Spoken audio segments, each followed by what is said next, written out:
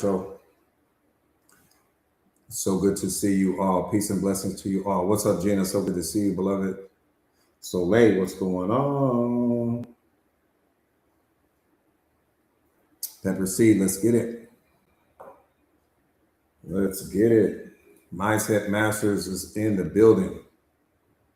It is official. I'm doing well. I'm doing well. Thank you so much, beloved. I'm doing well. Better than I deserve. Jalen, what's up, Jalen? So good to see you. Blessed is in the building. So good to see you all. What's up, Tracy? So good to see you. Mia, so good to see you. Sefe, my brother. Nicole, what's up, beloved? So good to see you. Good morning to you all. Good morning, good morning, good morning, good morning. What's going on? Do me a favor and share the live real quick to your stories, please. What's up, Bethany? Do me a favor and share the live real quick to your stories, please. So you can't wait to get your mind fed? Yeah, you in for one today. You are in for a treat today. What's up, Brock? So good to see you, beloved. So good to see you all. Yeah, you haven't been getting notices. Yeah, they don't. There should be like 10,000 people in my live stream, and they don't.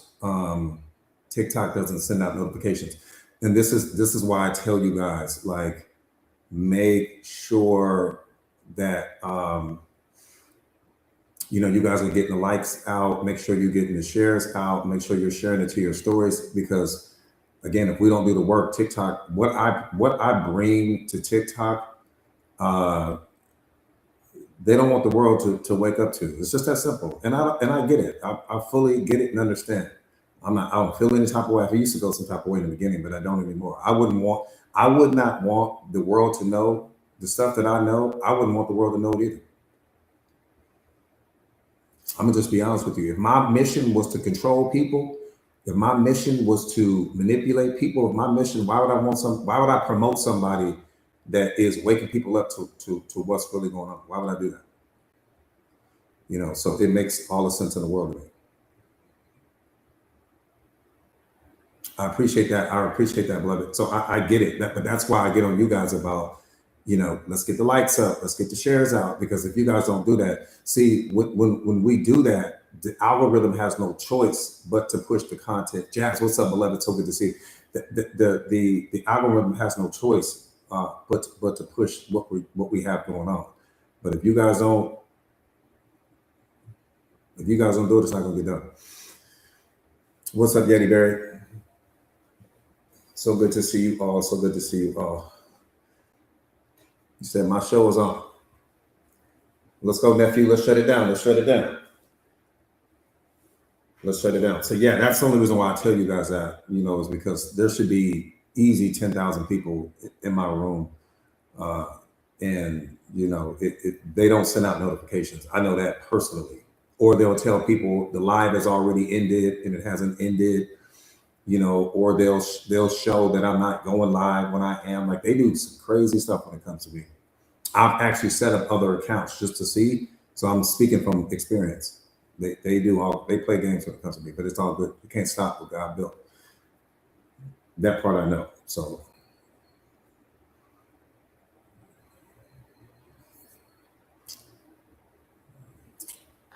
I appreciate the gifts, you guys. I appreciate the gifts. Again, do me a favor and share the live to your stories real quick, if you could. Let's get the likes up so that we can get the medicine out, you guys. And let's get busy getting busy. We've got a lot of real estate to cover today. Tara, so good to see you, beloved. So good to see you. We got a lot of real estate to cover, so I'm getting ready to dive in. Whoever's not here, you're just gonna miss out. Just gonna have to miss out.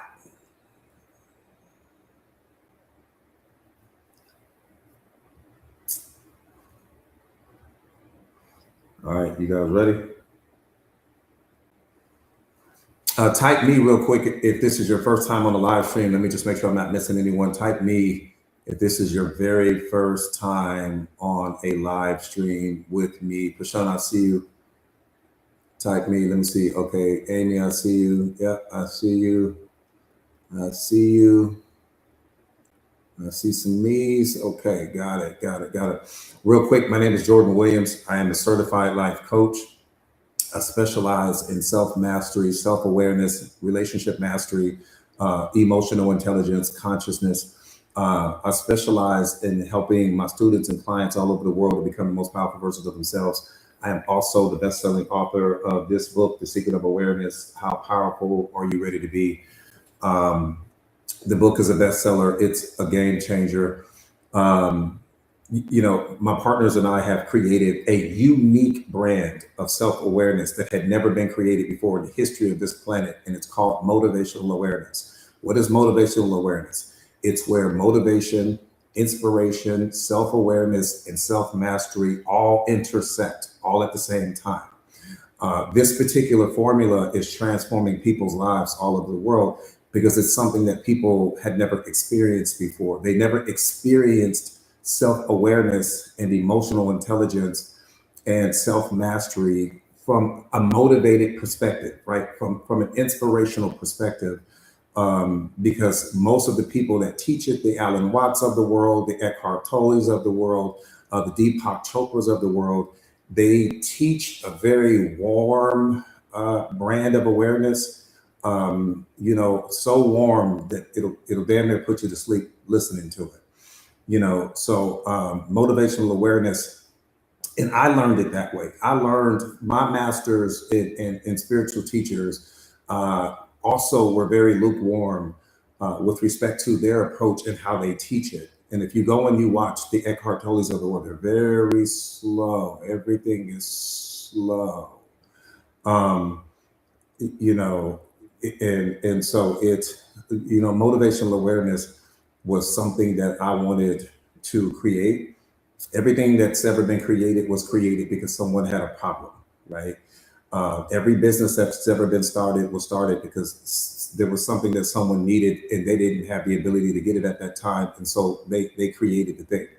And that's the reason why I created motivational awareness with my partners, because we figured we needed to modernize it, right? We needed to bring self-awareness to the modern era. And that's essentially what we did, right? We took it and put the steroids on it.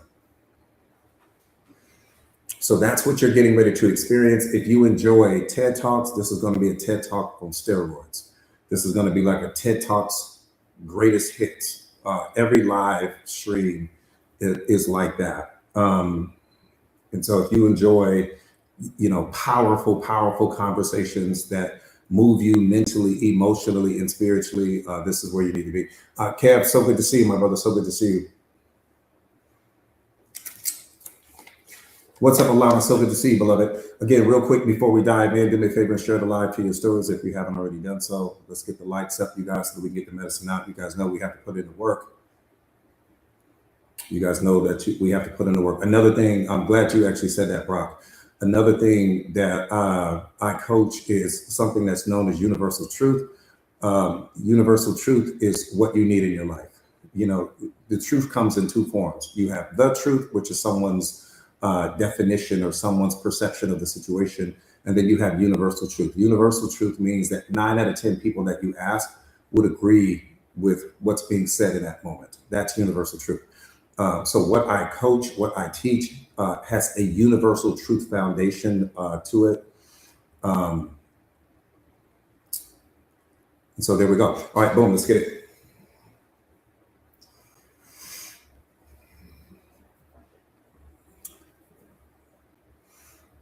So I've been coaching for a little over 2 decades now. And what I want to share with you guys today is I've been coaching for a little over 2 decades, but I noticed the same questions keep popping up, different faces, right? Same question. And so today I want to talk to you guys about some of the most frequently asked questions with respect to self-awareness, self-mastery, because some of you guys may have some of these same questions as well. Relationship mastery. Nigeria's in the building. What's up, Nigeria? So good to see you, family. Thank you for chiming in. Yeah, so these are just kick back, relax, right? Kick your feet up. And again, these are questions, and these are not just questions from people in the United States. I'm talking about questions. These are questions that I get asked from people all over the world. And what I notice is that I keep seeing the same question, happening or popping up, I should say. Again, different body, different face, same question. So I figured to myself, well, damn, if all of these people have the same question, maybe my students have these questions, and maybe this will be a great opportunity to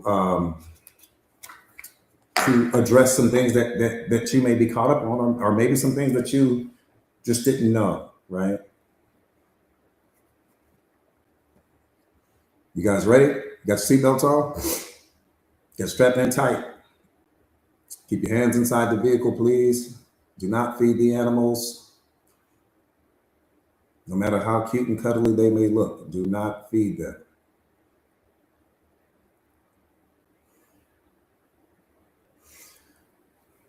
All right, Valerie, let's go, Valerie. We driving. Come on, Alana, you driving with me. All right, here we go. People ask me, Coach,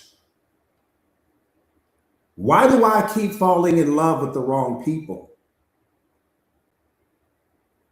I probably get this question more than anything else. The question is, why do I keep falling in love with the wrong people? Answer, you keep falling for the wrong people because what feels familiar isn't always healthy for you. And your heart is still learning the difference between intensity and safety. Love changes when your level of self-awareness changes. That's what you need to understand, beloved. Love changes when your level of self-awareness changes. Next question. People ask me, Coach, why does love feel complicated?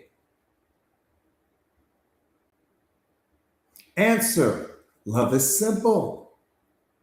It only feels complicated because you're allowing fear, your attachments, your past wounds, and your expectation to get in love's way.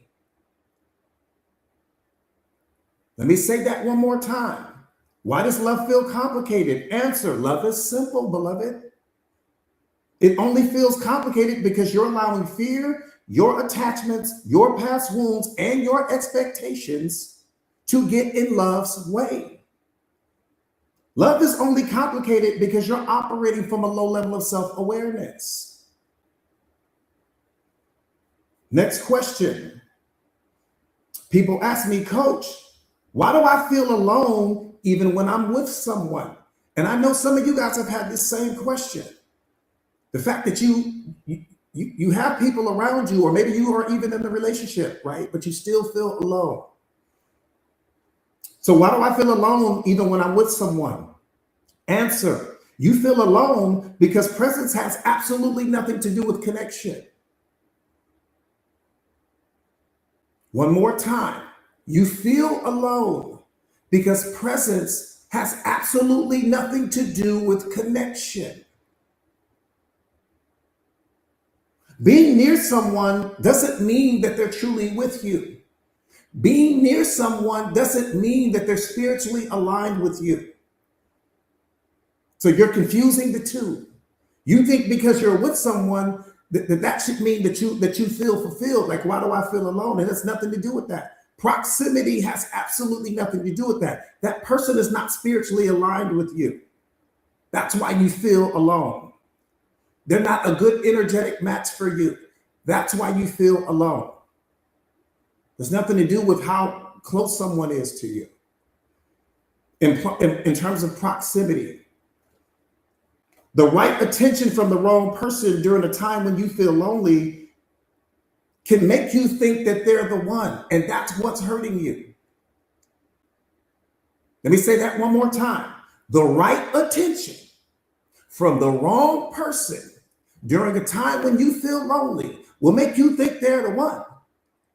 See, because you were alone at that time. And so this person was giving you attention and you wanted that attention, but they weren't a good energetic match for you. They weren't spiritually aligned to you. So you added this person to your life. And then you're wondering why you still feel empty. You still feel empty because you bit on the attention that they were giving you. Here's what I need you to understand.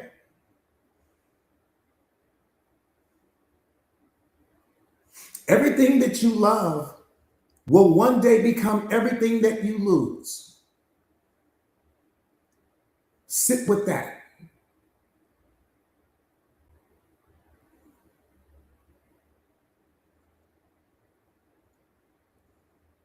Just sit with that. Everything that you love will one day become everything that you lose. That right there should change your entire perspective on everything. It should change your perspective on life. Value what's in front of you, not what's behind you. Focus on what's there, not on what's missing.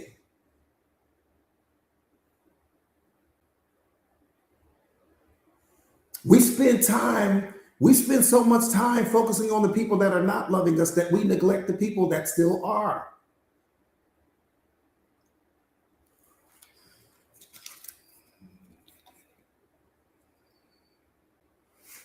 People ask me, Coach, why do I attract people who hurt me? Answer: every person who enters your life is an energetic match to the unhealed versions of yourself. Relationships don't become toxic because of what other people do. They become toxic because of what we accept or tolerate. And I tell you guys this all the time. The toxic relationship is the one you have with yourself. The red flags exist in you. They don't exist in the other person. See, and we have to stop doing that. We have to stop blaming other people for what we accept. We have to stop blaming other people for what we tolerate. We have to stop blaming other people for what we put up with. That part's on you, beloved. And I hate to say it, but I got to tell the truth because I don't know how to do it any other way. You can't blame someone else for what you accepted. You can't blame them for what you tolerate. You can't blame them for what you normalize. You can't blame them because you chose to show up small. You can't blame them because you turned down the volume on your voice. You can't blame them for what you allowed. But that's the number one thing we do. We blame the other person. Oh, they were toxic. But what about all the stuff that you accepted?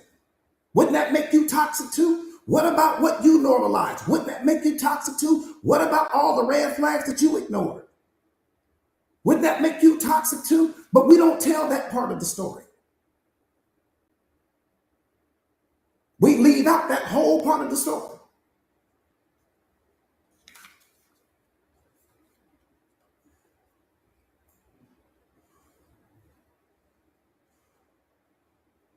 See, we have to remove the version of you that convinced you to stay in an environment where you were giving less than you deserve. That's who I want to talk to. I don't want to talk to the person.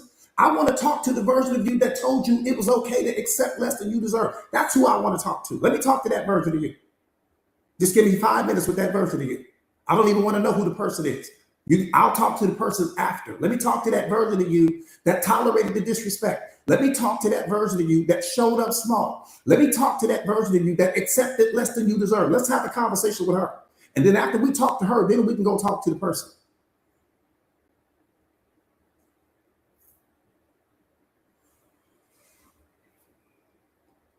Because if we don't remove that version of you, you're going to attract those same people into your life. Different face or different body, same different face, same energy.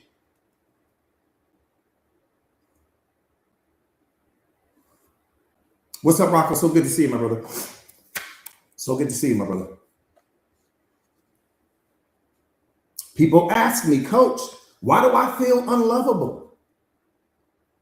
What is it about me? You're not unlovable. Here's my answer. You're not unlovable. You just haven't become the person who gives yourself the love you seek in other people. That's the whole problem right there.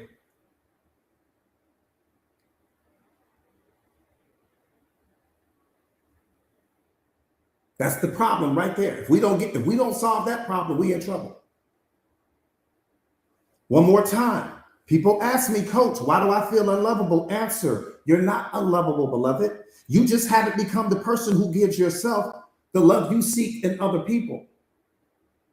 And the biggest flex is loving yourself the same way you wish others did. It's the biggest flex in the world is loving yourself the same way you wish others did. Because the love you receive from the world is the love you believe you're worthy of. That's what scares me. The love you receive from the world is the love you believe you're worthy of. People ask me, Coach, why does love always leave? Answer, because some hearts are temporary teachers, not homes. Not everyone you come across is supposed to be loyal to you. Some of the people that enter your life are there to teach you where your boundaries didn't exist.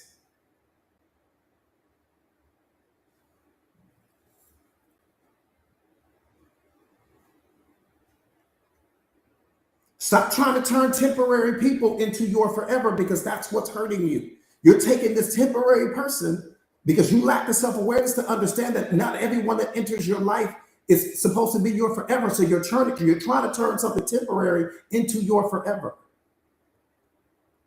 The person was only there to teach you where something didn't exist in you.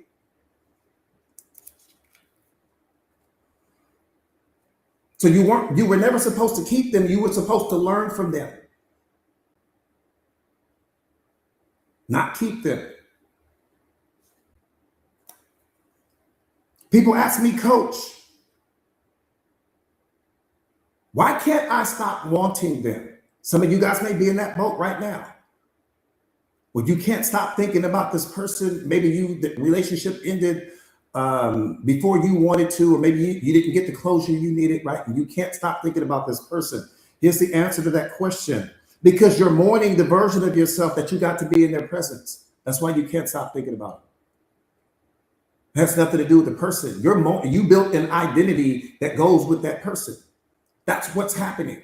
And that identity has certain thoughts, certain beliefs, certain attitudes. And oftentimes you were that, especially if you've been with that person for a year or longer, right? That identity is established in you. So the reason why you can't stop thinking about that person has nothing to do with the person. The reason why you can't stop thinking about that person is because you built a version of yourself that goes with that person. And now you don't know where to set that version of you. So it has nothing to do with them.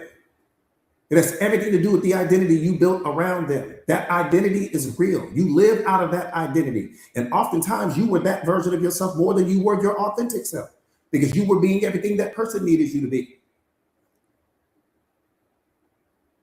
So when you're thinking about the person, it's not that you're thinking about the person. It's the character that you built that aligns with that person, still has thoughts, still has attitudes, still has beliefs, and it's going to take some time for that version of you to be dismantled. It takes time. But until that version of you is dismantled, you're going to always be thinking about that person, not because they're the one, but because you have built a character that goes with that particular individual.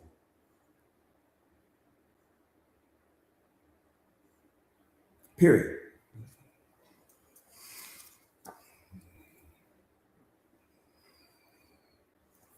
And you keep wanting them because parts of you was holding on to how they made you feel, not to who they really are.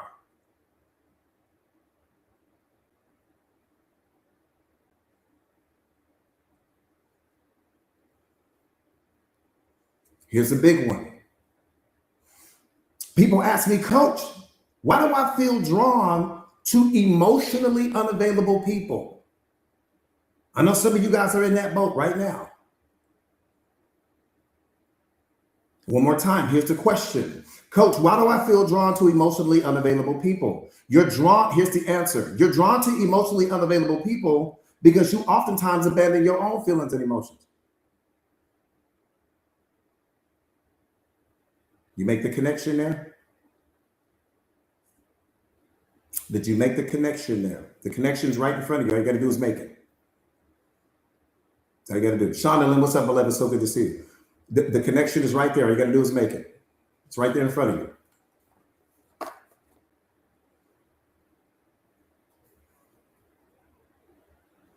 That's the hope. That's the hope. That's the only answer you need to know. Because that's where the truth lives. One more time. You're drawn to emotionally unavailable people because you oftentimes abandon your own feelings and emotions. That's why. So you're drawn to them because it feels familiar. And it's not that you're attracted to them. You're attracted to the part of you that learned to feel at home with inconsistency.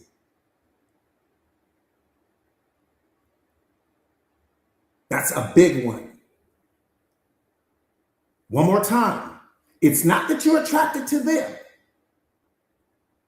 You're attracted to the part of you that learned to feel at home with inconsistency, which is exactly what that person was giving you.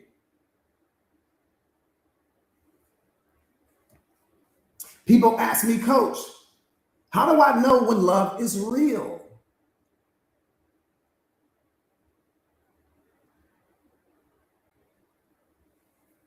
Answer. There are only two types of people in this world, beloved. Two. I'm getting ready to give you a filter right now. You may not like it. Let me just give you a warning right now. I'm getting ready to give you a filter right now to see through. You may not like it, but you can't deny the fact that you heard it. More time, people ask me, Coach, how do I know when love is real? Answer, there are only two types of people in this world. The people that try to break things apart because they're projecting their hurt onto you. And the people who love to put things back together again. One more time. The people that try to tear things apart because they're projecting their pain onto you. And then there are the people that love to put things back together again. You're in a relationship with one of the two. Some of you guys are in a relationship with right now with people that only know how to tear things apart. They don't know how to put things back together again.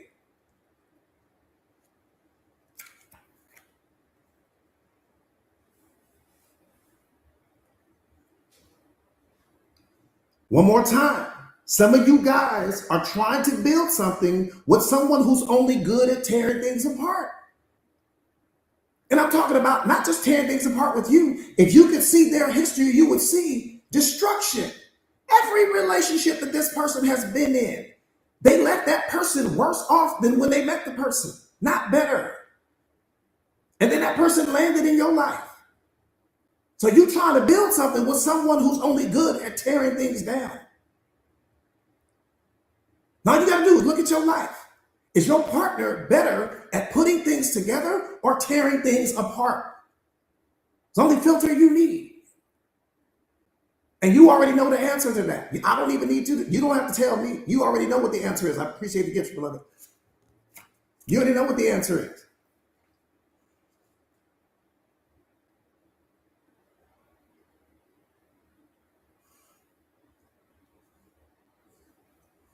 And here's what you got to understand. Some love is there to teach you.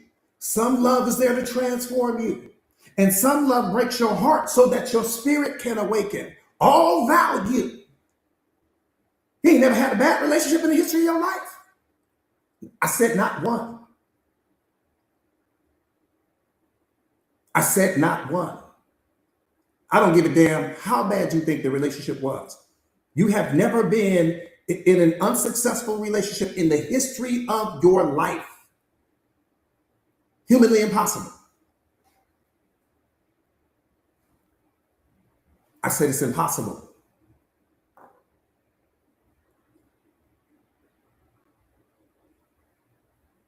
Let me tell you why you calling the relationship bad.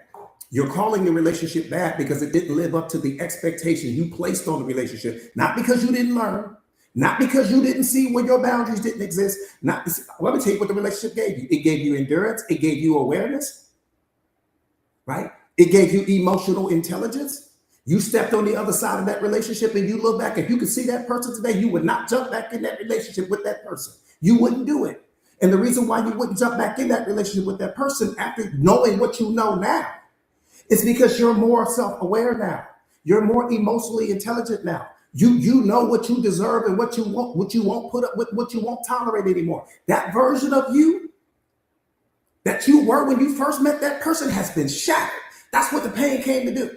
The pain came into your relationship to shatter that version of you that showed up small, to shatter that version of you that didn't really know what love was, to shatter that version of you that walked on eggshells, to shatter that version of you that didn't speak your truth. That pain came into your life and shattered it.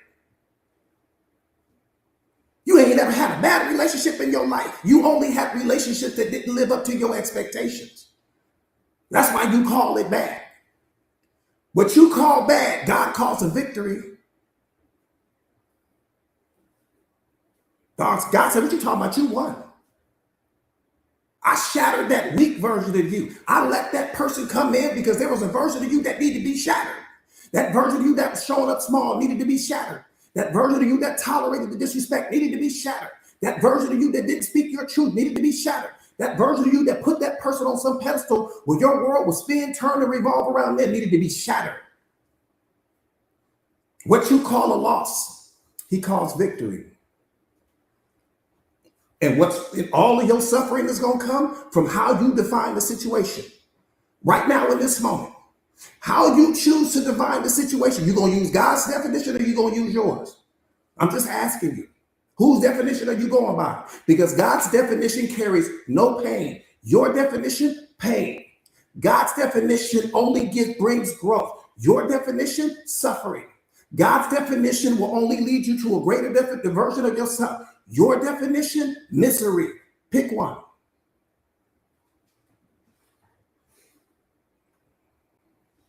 Pick one. That's why he gave you free will. Pick one.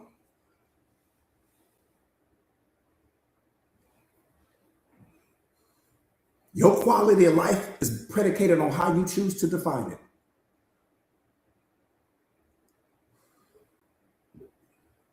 You never had a failed relationship in your life, and neither have I. And once you fully understand that, you understand that especially when you, again, what do I say all the time? We live life forward, but we better understand it in reverse. Look at your life in reverse. Stop looking at it forward because you can't understand it from a forward perspective. Forward is God's lane. That's why you need faith. That's why you need trust. Everything forward is his lane. You try to predict what's in his lane. But if you look back over your life, if you look back over all of the versions that you used to be in, all of these different relationships that have failed, you would never go back to those relationships. Why? Because you're not the same person anymore. Why? Because even though the relationships failed, you learned it. You got endurance from it. You got self-awareness from it. You got emotional intelligence from it. And every failed relationship is only leading you to your next best relationship until you hit your last relationship. And then that's when everything is going to change. You grow in through everything that you're going through in life. This is what makes you badass. You need it.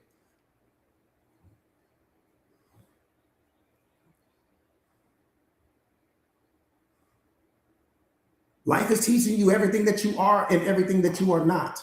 Pay attention to life. This is what it's teaching you. It's teaching you what you are, and it's teaching you what you're not. It's teaching you what you are accepting, and it's teaching you what you are putting up with. You become what you tolerate. You become what you normalize. You become what you accept in life. Not what you say out of your mouth and not what you say on social media.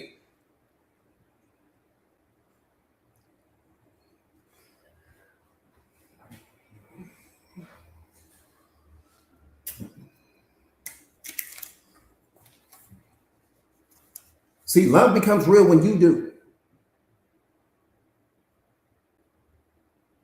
There's too much truth. Too much truth? I'm just asking, is that too much?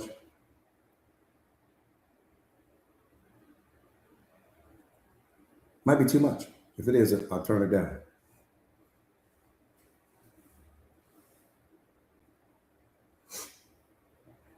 I had to learn that. I had to learn that the hard way.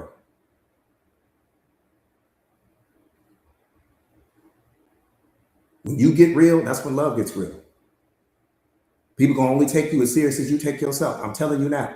People will only take you as serious as you take yourself. People will only love you to the same degree that you love yourself. People will only respect you to the same degree that you respect yourself. When you get real with you, love will get real with you.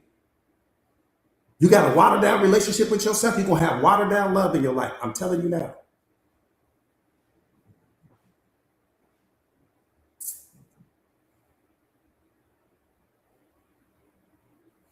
That part right there, Kev.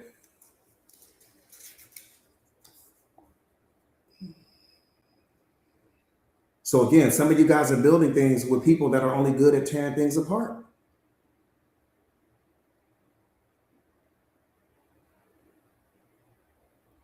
That's the problem. That's not your fault, but I'm just telling you that's the reality of the situation. People ask me, Coach, is love a mirror? It is. Most beautiful mirror in the world. Here's the answer. Hard yes. Love reflects your wounds. Love reflects your patterns. Love reflects what you quietly believe you deserve. When you heal inside, the love you attract begins to change. Yet heal you first. Do me a favor, real quick, you guys, share the live to your stories real quick. Share the live to your stories, please. Thank you. If you haven't already done so, share the live to your stories. Let's get the likes up, you guys, so that we can get the medicine out.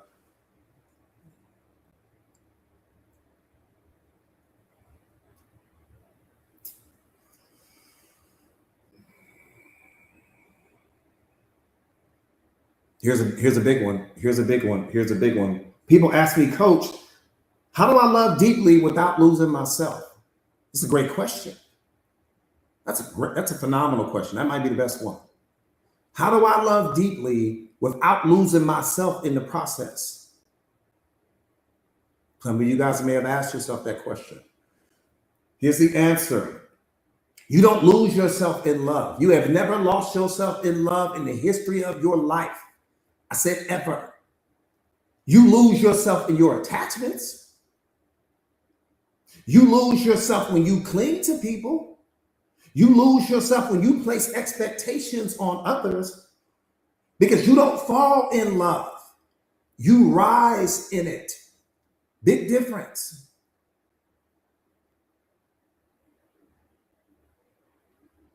You don't do love. You become it.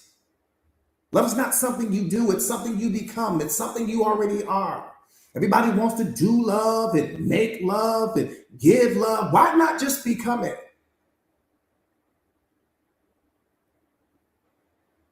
Won't we just start the game there?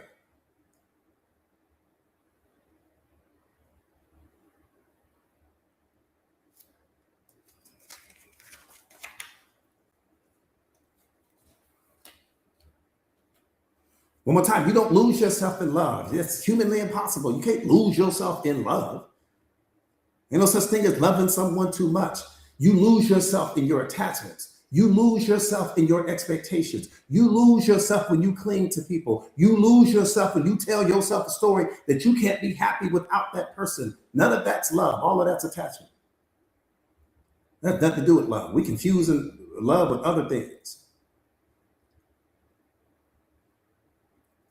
And I tell you guys all the time, the biggest problem is that people don't know what love is, but we're so busy thinking that we're giving it to other people. How can you give someone what you don't even know what it is yourself? How do you know what you're giving the person? If you don't know what it is, how do you know what you're giving them? The most mind-blowing things in the world. Everybody's walking around here. I mean, I'm going to tell you what's worse. Love is what you are. That's what's worse. And we still don't know what it is. But we know what that car is. We know what that relationship is. We know who we are on social media. You know what your reputation is. You know your persona. You know your level of education. But we just don't know who we are. But we sit here so busy trying to give ourselves to somebody. Well, what you giving the person? If you haven't discovered who you are at your essence, what are you actually giving the person? What are you giving them? Who you think you are? Until you discover who you are, who you giving them?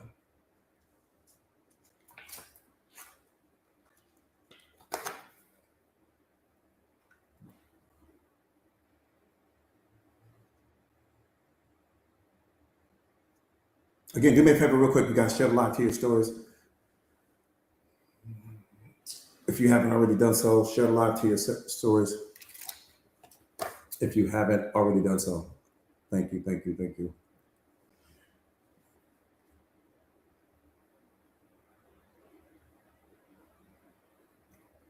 Here's the medicine.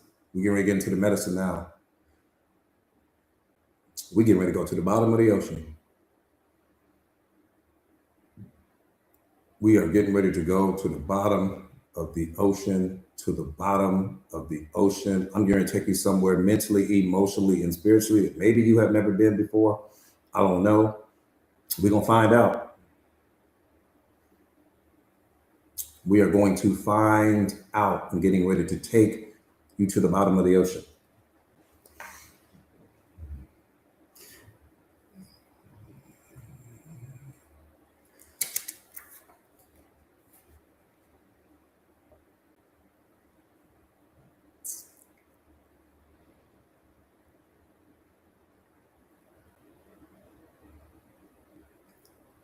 Your life is not punishing you.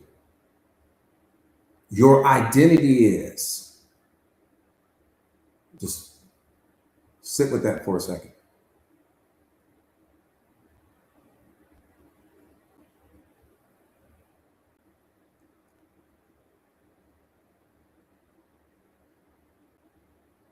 Your identity is more important than anything you have access to right now. And I'm getting ready to break it down for you in a way that you can't miss it. Leave God out of it, leave your kids out of it. Sometimes I got to throw that out there because sometimes people hang on to the metaphors too tight. Again, your life is not punishing you. Your identity is, beloved, it's taxing you in ways that you can't even imagine. You're not unlucky. You're simply obeying the version of you that you refuse to outgrow. I said, you're not unlucky. You're simply obeying the version of you that you refuse to outgrow. Your trauma isn't your past. It's your programming.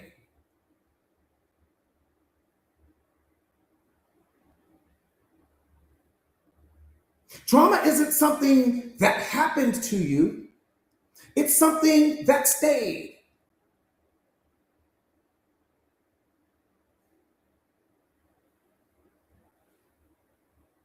That moment ended with whatever the experience was, but the imprint that it left on your mind didn't.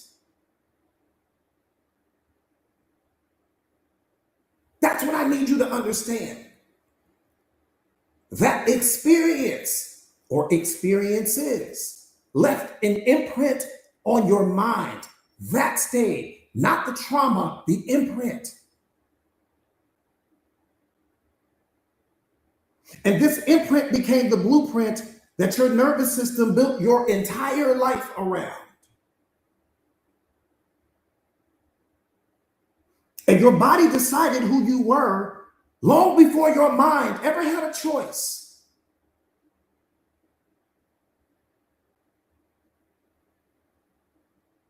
Every version of you that's falling apart right now was never the real you.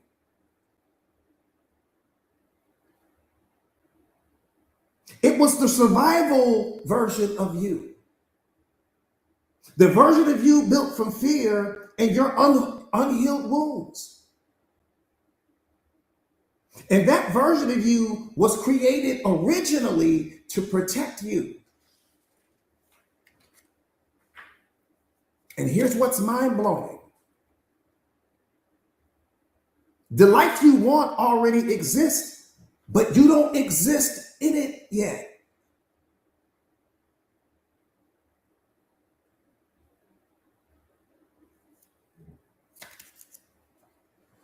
Your future isn't waiting for you. It's waiting for your upgrade. That's important for you to understand. I said your future isn't waiting for you. It's waiting for your upgrade.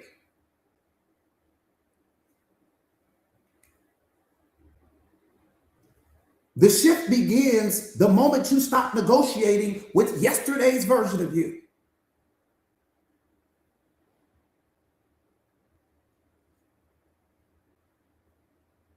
And your new life begins the moment you stop asking permission from fear. Your new life begins the moment you stop asking permission from your trauma. Your new life begins the moment you stop asking for permission from your insecurities.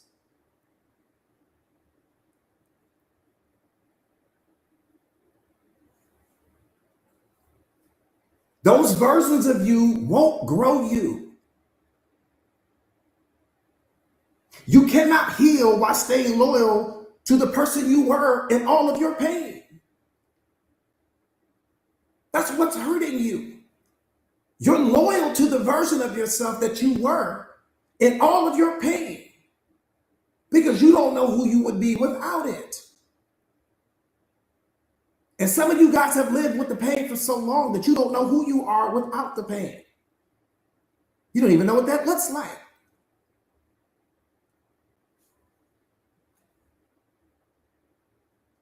If you continue to react the same way, it means that you're still the same person. You haven't shifted until the insults hit differently. You haven't shifted until the triggers no longer control you. You haven't shifted until fear stops owning you.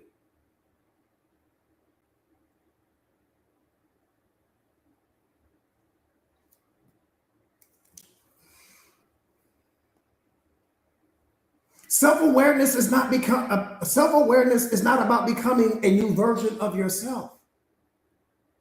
It's about returning to the one you were always meant to be.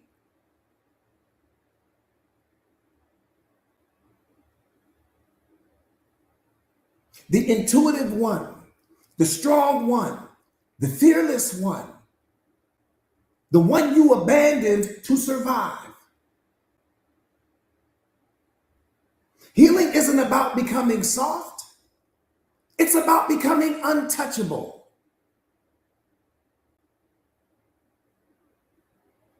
That's what healing is all about.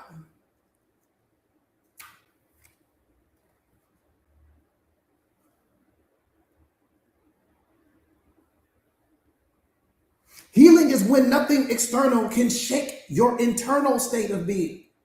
Some of you guys are in a position right now to where you are being controlled by what's happening externally. Somebody said something to you, you get shut down. Somebody criticizes you, you punish yourself. Somebody said something that, they give you some negative feedback and you punish yourself. No, healing is about when your external world no longer has the power to impact you internally.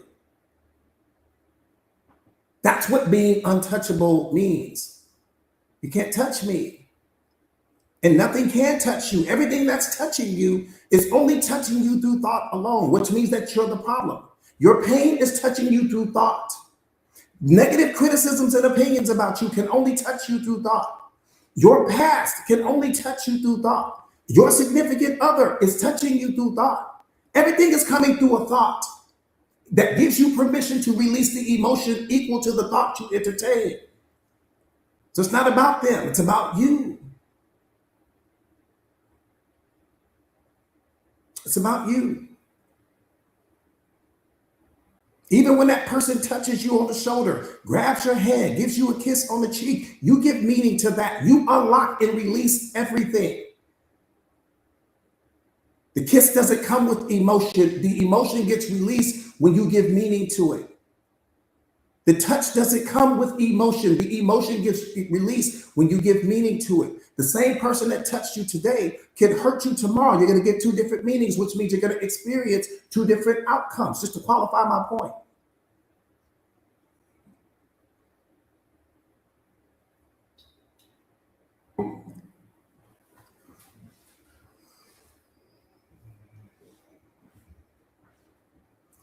Healing means that your future self feels more real than your past self.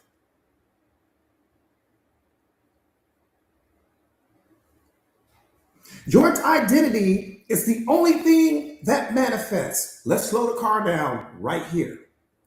Because if you don't get this part right here,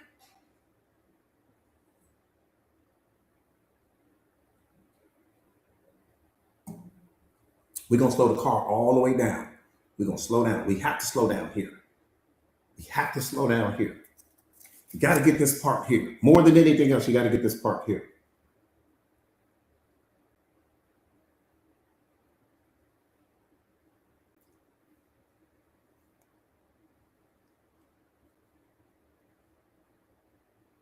Listen to me. Your identity is the only thing that manifests. Let me say that one more time. Your identity is the only thing that manifests.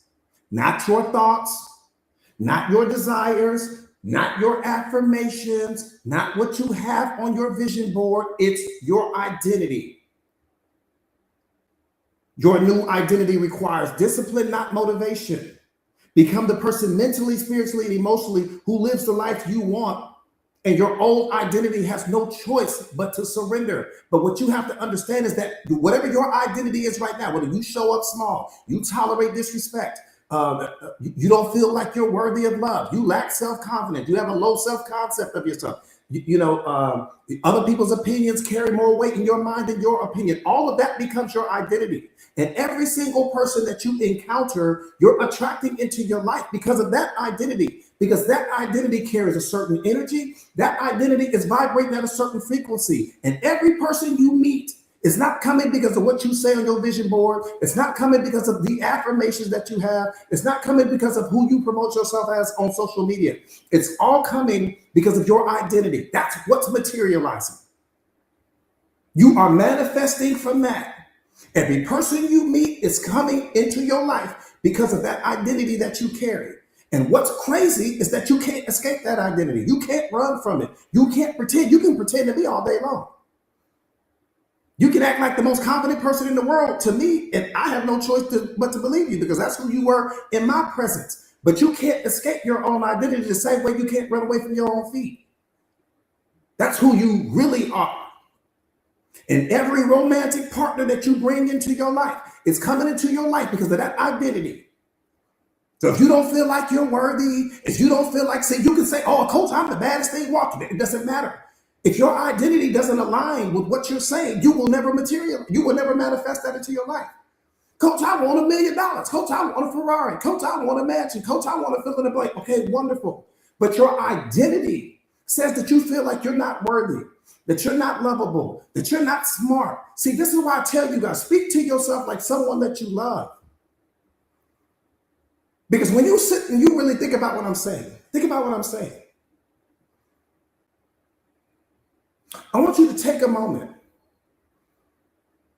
and think about the worst thing that someone has ever said to you.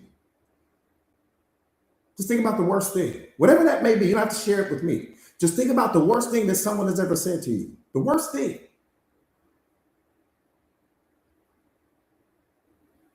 Just think about that. What you say about yourself is far worse than what that person said about you.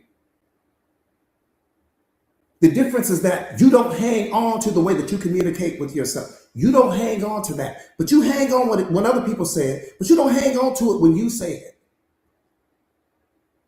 Those moments when we calling ourselves stupid or an idiot or I can't believe you so dumb and all this stuff that we say to ourselves when no one else is around in your self-talk.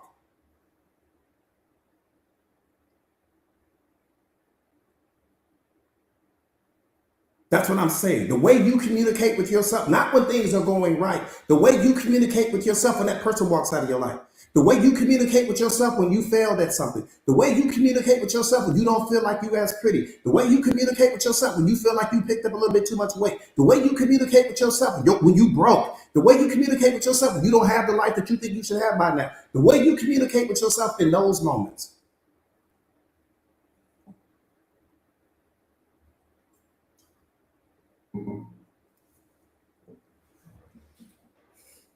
All of that is what builds your identity.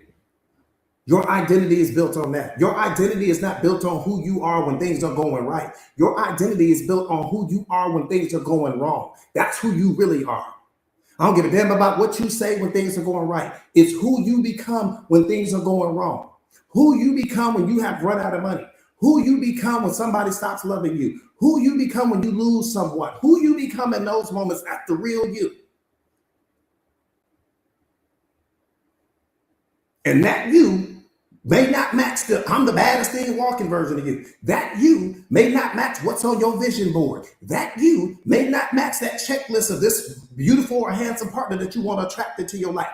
That's what I'm saying. You're not an energetic match for the life that you want. That's why the most important thing that you got to do right now is build you. That's mission critical. Build yourself. You need to rebuild your identity. I built this version of me. Built. I didn't manifest. I didn't vision board my way here. I helped God. I didn't pray to God, please help me become this person. I built this version of me. I put this version of me up against anything moving. I literally built brick by brick. I figured out what would this version of me need to know? I added that. This version of me needs to know certain things about finances. I added that. This version of me needs to know certain things about religion. I added that. This version of me needs to know certain things about self-awareness and self-mastery. All of these things, everything I thought I would need to build the life that I want, I added. The same way you build a house. I built this version of me, brick by brick. I put this version of me in front of anybody. Confident. Fitness, I added it. Healthy diet, I added it. Fashion, I added it. The same way you build a skyscraper, I built myself. This version of me is uber confident. I know who I am. I know whose I am. I know where I'm going. I know what's getting me there. I know what's currently holding me back. I know what makes me strong. I know what makes me weak. I know what to accept. I know what to not to accept. I know the type of people that I need to have around me at all times. I'm not lost anywhere in it. This is what I'm saying, man. You got to build. Instead of you focusing on chasing some person, man, build yourself, because you don't understand that every person that you are adding to your life right now is coming because of that identity that you carry. You can pretend all day long on social media. You will not be able to escape the identity that you built. You built that version of you.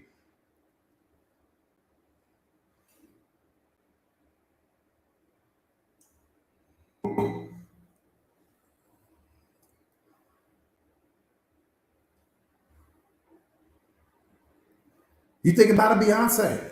What does she do? She built Sasha Fierce. She got Sasha Fierce, and then she's got Beyonce. Beyonce is who she is when she's at home. Sasha Fierce is who she is when she steps on stage, right? This super fearless, high energy entertainer, blah, blah, blah, blah, blah. And that's what I'm saying.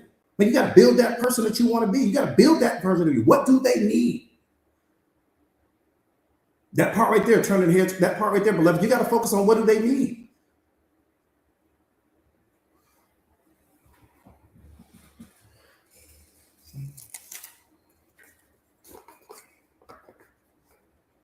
Real talk. You don't have to do it. I mean, you can keep showing up as who you've been. And if that's working for you, hopefully it's working for you. You know, but my thing, I built this version of me, and I'm building this. I work on this version of me every day, just like the same way you would. Like I said again, whether you building a skyscraper or you remodeling your home, I work on this version of me every single day. I don't take days off. I don't take breaks. because this version of me that I built can take me anywhere in the world, and that's what's important. This version of me isn't afraid of losing people. This version of me is not afraid of not being chosen. This version of me doesn't need your belief. This version of me doesn't need you to validate me. This version of me doesn't need you to clap for me. I get God's applause. That's the only applause I need. It's the only validation I need. It's the only opinion that matters to me is His. I built this version of me. This version of me is titanium. I'm telling you now.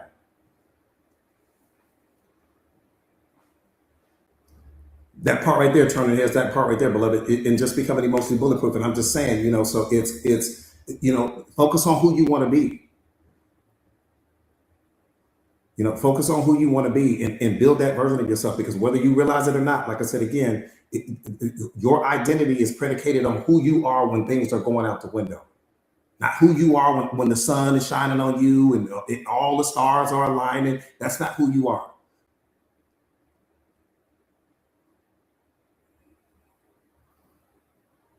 But that's who we promote ourselves as.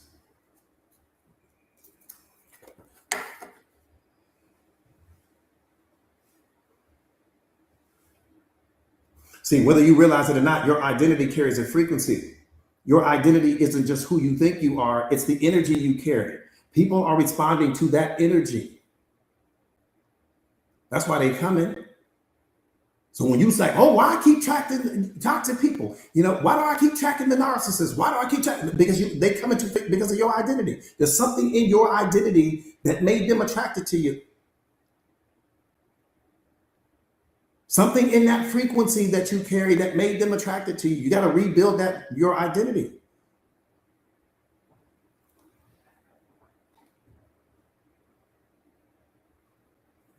To have a new life, you got to start by letting go of the old one. Start there. Best place in the world.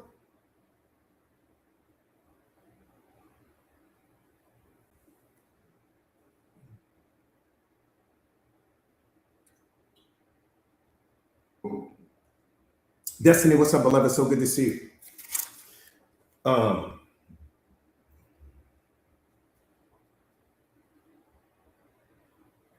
See, here's what you got to understand about identity. Here's what you got to understand about identity. The version of you that protected you in the dark can't lead you in the light. That's what you got to wake up to. The version of you that protected you in the dark can't lead you in the light.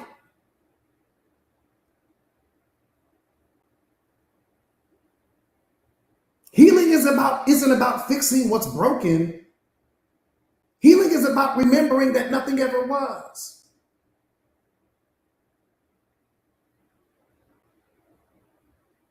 Pain isn't a punishment. Pain comes to shatter the identity you built around pain. That's why it comes. It comes to shatter the illusion you had built around your wounds.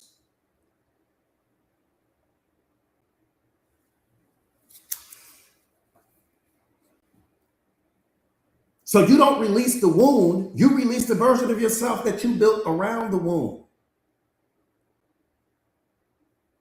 That's what you release. One more time, you don't release the wound. You release the version of yourself you built around that wound.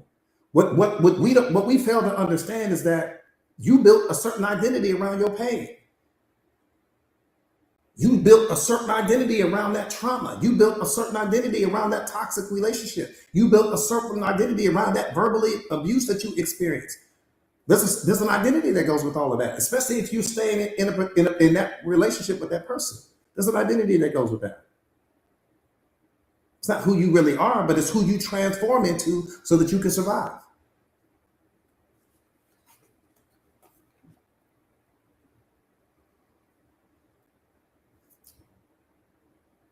So the falling apart that you fear isn't the end. It's the confrontation between your ego and your spirit. Everything that you think is falling apart is a conversation that your spirit is having with your ego.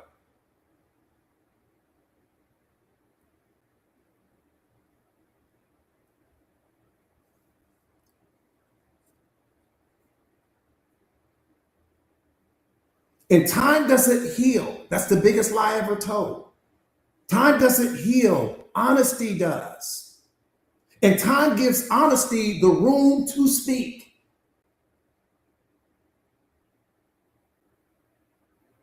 That's what time does. Time gives honesty the room to speak.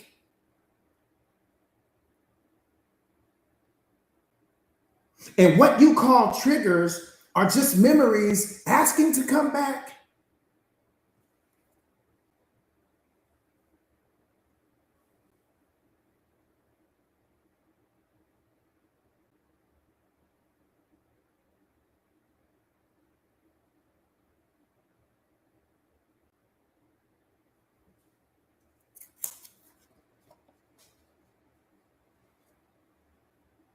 I said, what you call triggers are just memories asking to come back.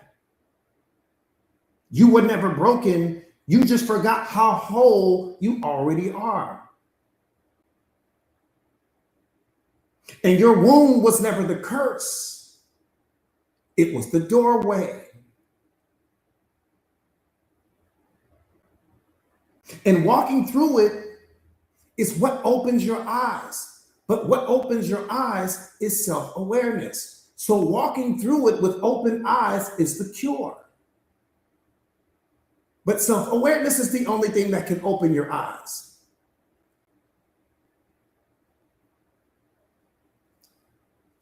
Your higher self isn't someone you become.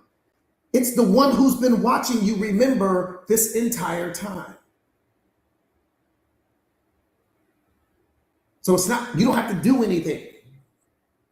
Awareness doesn't require effort because you're already the thing that you're seeking. You're already the thing that you're pursuing. You're looking for your glasses while you're wearing them. You're looking for your keys, but they've been in your pocket the entire time. So awareness is not something you become.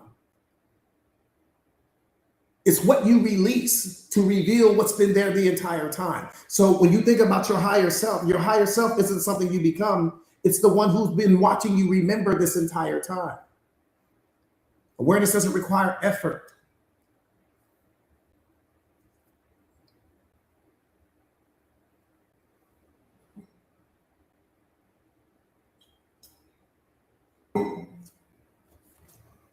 The more you love yourself, the more you'll detach from things that don't love you.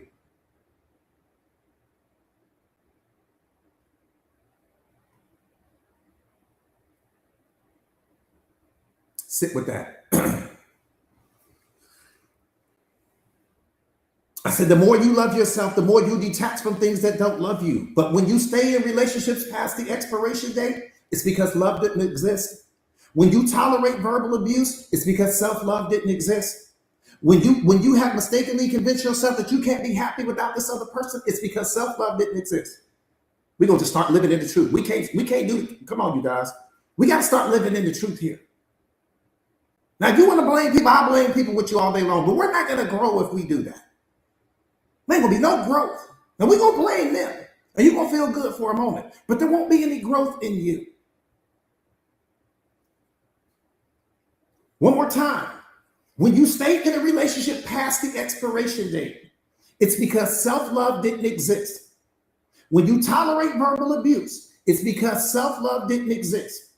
When you have mistakenly convinced yourself that you can't be happy without this person, it's because self-love didn't exist. Why can't we just say that? I wasn't loving myself.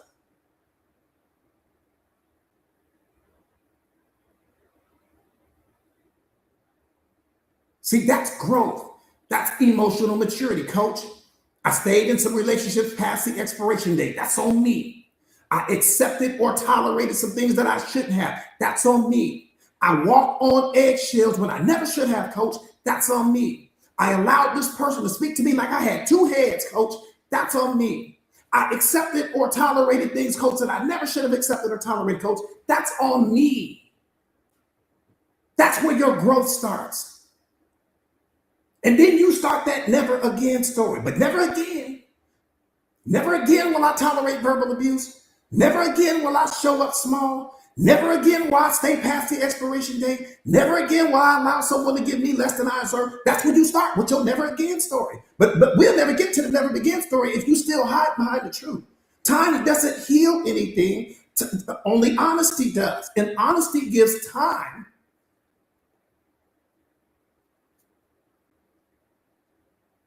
Time gives honesty the opportunity to speak. Let honesty speak. It's okay. Let honesty speak. Let honesty speak. I wasn't loving myself. I wasn't showing up for myself. I thought I couldn't make it without this person. I convinced myself that this was the best I could get. I was afraid to leave. Yeah, coach, I thought about leaving, but I was afraid to leave. That's honesty.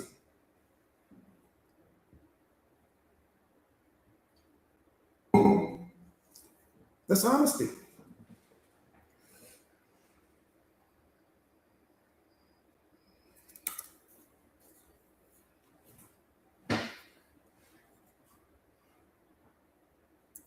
Giving someone access to your heart is a privilege. Giving someone access to your time is a privilege. And if you don't fully understand that, then you have no business holding the steering wheel to your future. If you don't fully understand that, it's okay if you didn't understand it yesterday. But damn, at some point in time, we got to understand that. Giving someone access to an original copy of God's creation is a privilege. And if we don't see that as a privilege, we have no business holding the steering wheel to our future. If you are in pain right now, the last thing you need is a relationship. You need awareness. If you are lonely right now, the last thing you need is a relationship. You need awareness. If you are bored with your own life for whatever the reason, the last thing you need is a relationship. You need awareness. Because the only thing that you're going to do is jump into some relationship with some person. You're going to cling to that person. You're going to become attached to that person, and you're going to drain the relationship. Those aren't things you go looking for in the relationship. Those are things you bring. Happiness is what you bring. Love is what you bring. Peace is what you bring. Joy is what you bring. But most importantly, the most important ingredient that you deposit into any relationship is yourself. You are the main ingredient.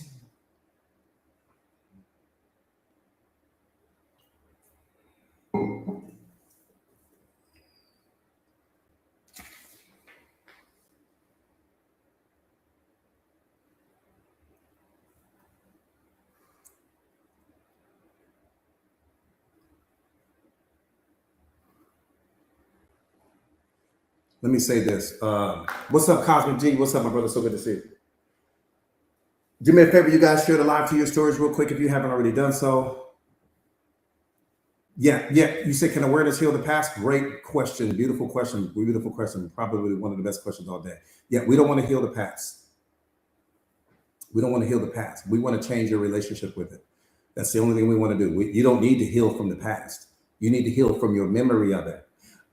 That's what's hurting you, not the past. Your memory of the past is what's hurting you. So the past is not something that we want to touch. What we want to touch is, your relationship with it. Once I teach you how to change your relationship with the past, your past no longer has the power to, let me tell you what's hurting you. When you think about the past, you attach emotion to it. I tell my students this all the time. Memory without emotion is called wisdom. Memory with emotion is called pain. Memory with emotion is called suffering. So it's okay to think about the past as long as you don't attach emotion to it. But when you attach emotion to it, you create the suffering. The past is neutral. It doesn't have the power to create the way you feel. Only your memory of it does. Only the meaning you assign to it does. And that's what's hurting you. So we don't need to heal the past. We just need to change your relationship with it. It's the only thing we want to do. I had to change my relationship with the past. I love my past now. I love it. I love it. I love it. I can make the argument that I love my past as much as I love what's coming in the future. I can make a strong case for that because my past is what makes me who I am in this moment. I don't know who I'm going to be in the future, but I know who I am right now. And who I am right now is all coming from who I used to be.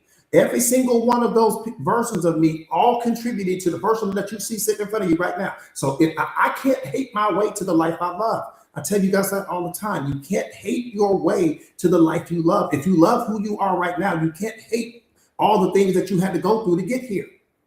That doesn't even make sense. That makes no sense. Oh, I love who I am today, but I hate how I got here. That makes no sense. No, I love who I am today, and I love how I got here. And that's what self-awareness is going to teach you. It's going to teach you how you got here. That's so important. So you don't reject it anymore. That's the problem. You're rejecting certain chapters of your life. So you can't love yourself unconditionally if you're rejecting certain chapters of your life. Humanly impossible. You got to love the entire book, not just the chapters where you shine, not just the chapters that you love, not just the chapters where things were going the way you needed them to go, because your dark is what makes your light significant. It's the dark that we suppress, all the pain, all the suffering, but we don't understand that all of that leads to your awakening. Your pain brought you to this moment, not your degrees, not your reputation, not your accolades. Your pain brought you here.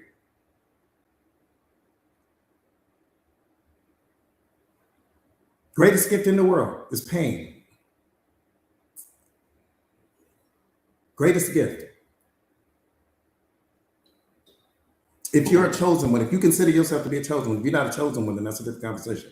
If you consider yourself to be a chosen one, the greatest gift that you will ever receive is pain. Greatest gift. I say greatest. Greater than 1,000 Rolls Royces, greater than every Chanel bag ever created, greater than every Birkin bag, greater than every home ever built. Nothing is greater than your pain, because your pain is what's going to lead you straight back to God. Period.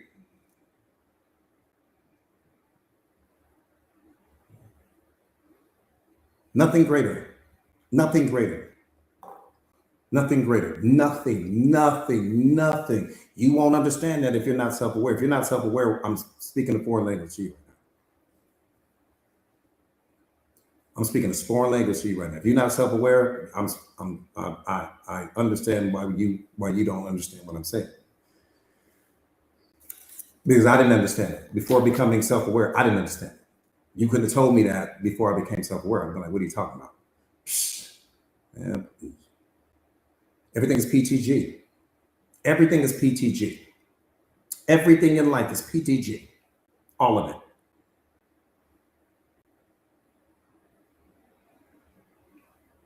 Everything is PTG. All right, boom. That part right there, Spartan. That part right there. You can't even become self-aware without the pain.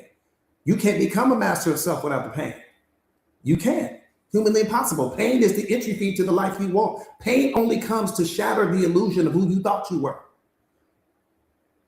Pain comes to shatter your falsehoods. Pain comes because you weren't living out of your authenticity. Pain comes because you were tolerating the disrespect. Pain comes because you were tolerating the abuse. Pain comes because you were out of alignment with God. Pain comes because you weren't your highest and best self at that time. Anytime that you are operating as your highest and best self, no pain. Pain comes when your ego is holding the steering wheel of who you are. Pain comes when you don't know who you are. Pain comes when you're obsessing about the past or you're focused on the future, which means you're not locked into the present moment. That's when pain comes. When you're in alignment with God, no pain. When you're in alignment with the version of yourself that the world told you to be, pain, suffering. And see, what you don't understand is that pain is a divine push. Pain is always pushing you away from who you think you needed to be, so that you can be accepted by the world, so that you can sit at certain people's tables. And even though those people are going to turn around and talk right behind your back, so that's what we don't understand. Everybody that you celebrate right now is somebody that talks about. Let me get back into this live, because I was getting ready to take y'all somewhere. We getting ready to be in North Carolina somewhere right now. This is important. This is important.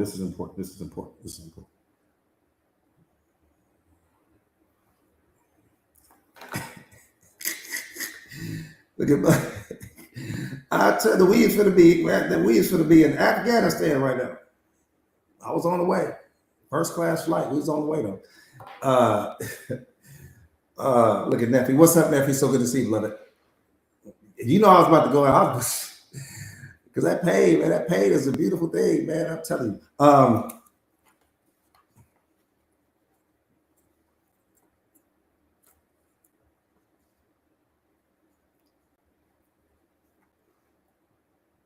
Let me get serious for a second.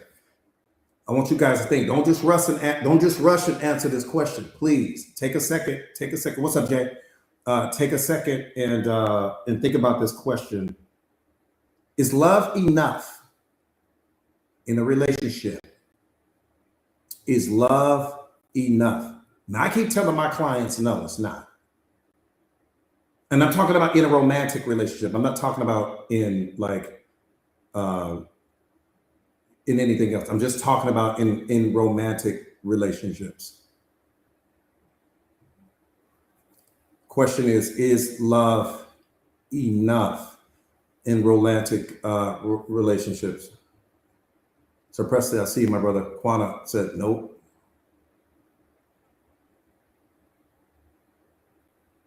Nay, I see you. I keep telling people that. Somebody said yes. Somebody said I think alignment is more important. It's going so absolutely not. Myra said absolutely not. What's up, Kev?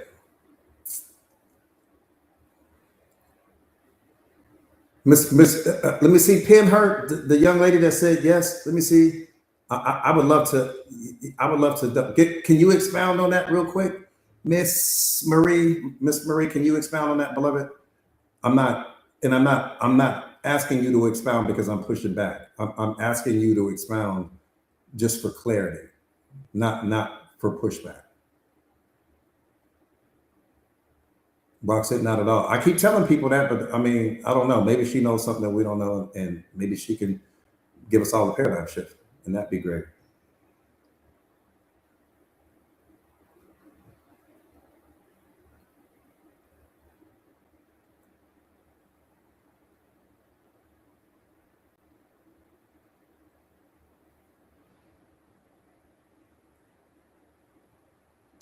Let me see where she goes. Where's Miss Marie? Let me see what she can give us real quick.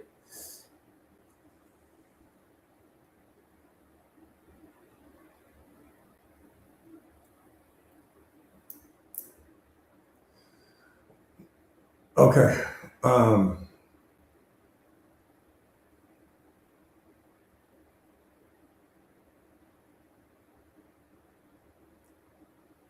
Okay. All right. Let me dive in.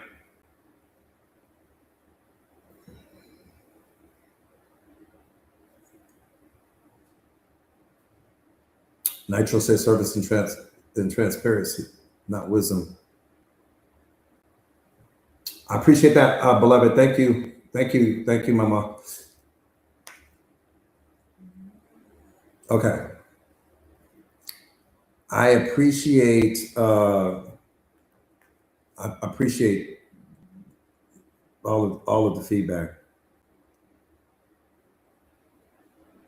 I appreciate all of the feedback. You know,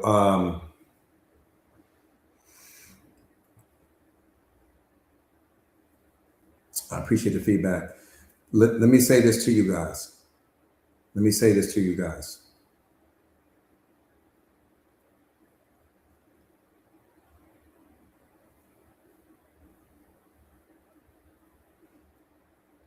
Let me say this to you guys. You guys got it all wrong.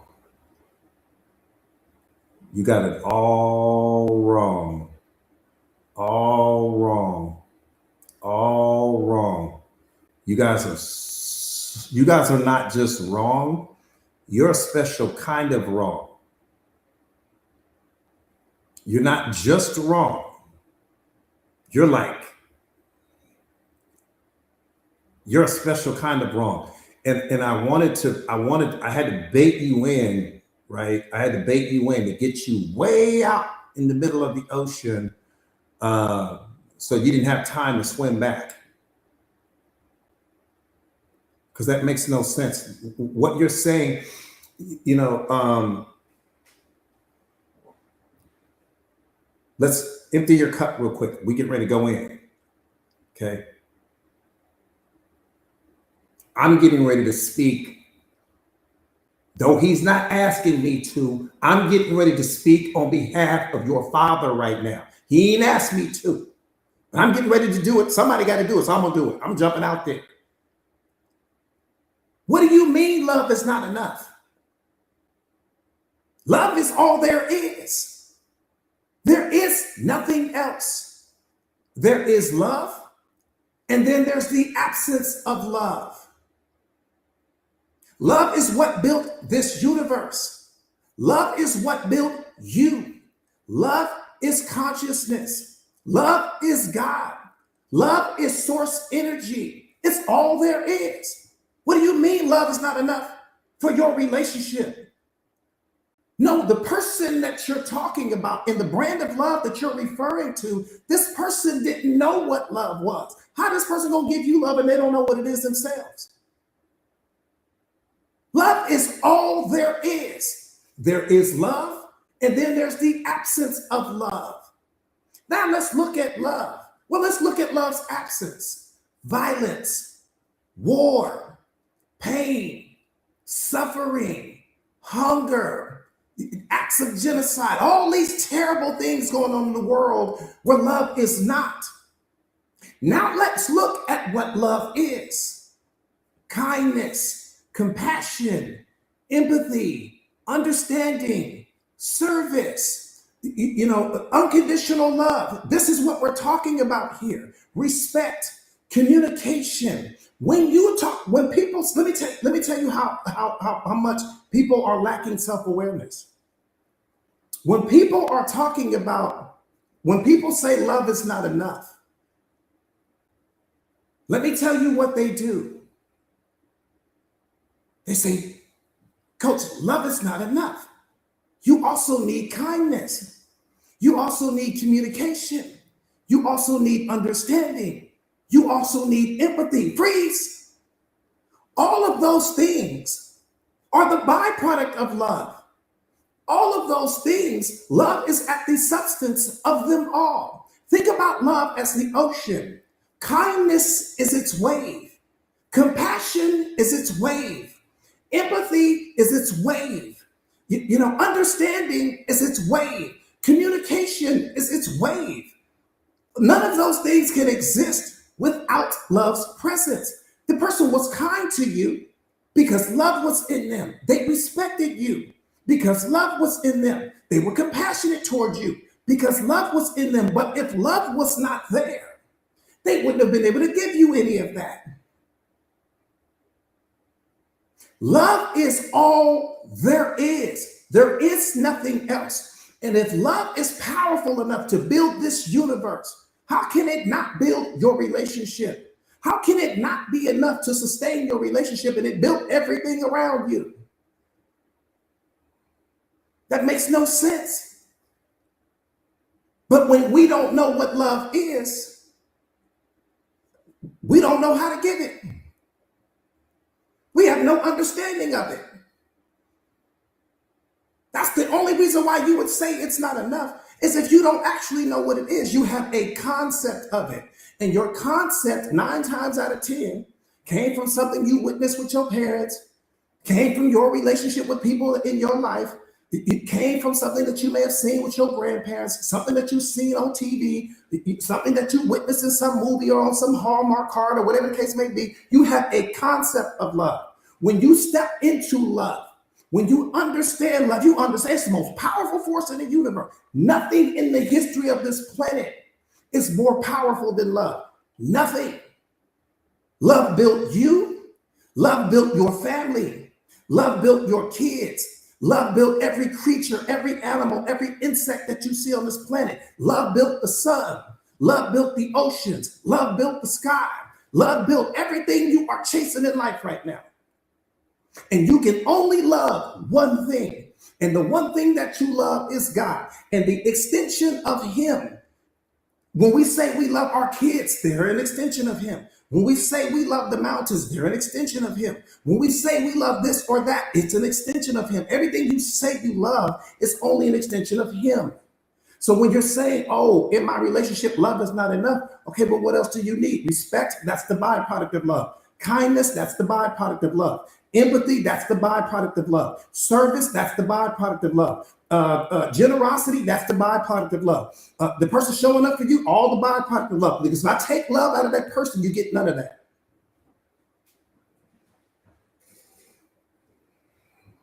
So you have love, and then you have different expressions of love.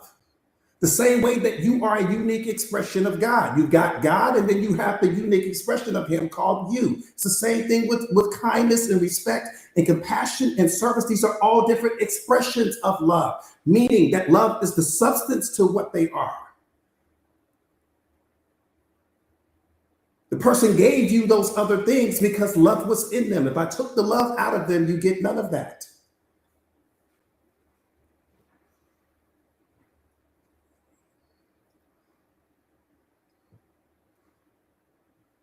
Now I want you to, when you go out on social media today, every coach, every guru will tell you, you need more love. Love is not enough. They don't know what they're talking about. That's the moment you need to stop listening to that person. The moment that you hear that person say that is the moment that you need to detach yourself from that whole situation. Person doesn't know what they're talking about. What do you mean? Love is not enough. You're talking about the most powerful thing in the history. It's the most powerful thing in the universe. It built everything in the universe. How can it not build your little relationship? Your relationship is this big in contrast to all there is. You mean to tell me something that's powerful enough to build the sun can't build your relationship? Isn't enough for your relationship? Is what you're telling me with a straight face? No, you weren't getting love. That's what happened. You were getting the absence of love. You was getting that person's pain. You were getting their wounds. You were getting their attachments. You were getting their expectations. That's what you were getting. You confuse that with love. The person, chances are, didn't love you. They loved their need of you. They loved how they benefited from you. They loved what you brought to their table. That's what happened. They ain't got nothing to do with love. Coach, they broke my heart. No, they broke your expectations. Don't put love in that.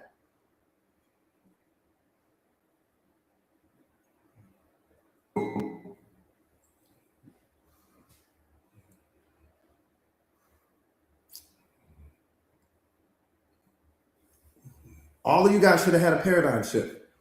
Love is all you need. You don't need anything else. Again, you have, and I'm talking about real love. I'm not talking about somebody's attachments. 9 times out of 10 people that you didn't add to your life have no idea what love is. They don't know what love is. So if I don't know what love is, how do I know how to give it to you?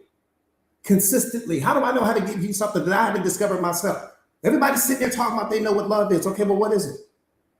Can't tell you. And whatever they tell you in that moment is coming from something that they've seen in some movie, read in some book, some romance novels, some TV show, and they say, this is what it is.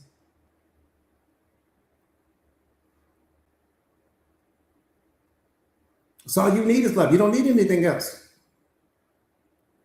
But you got to become it first. You got to become it first. Let's get the lights up, you guys, so that we can get the medicine out.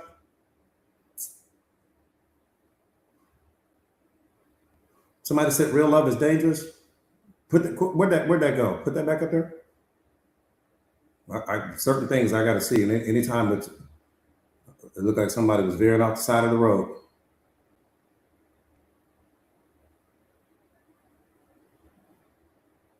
Oh man, you drove off the side of the road with that one. I'm gonna let you hang on to it though.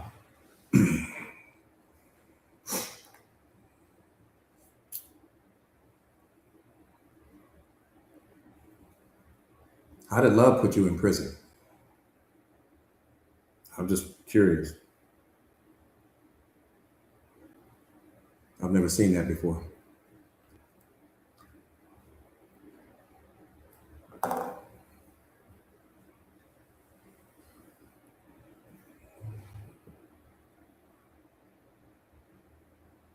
again, when we don't know what love is, we blame love for things that have absolutely nothing to do with love.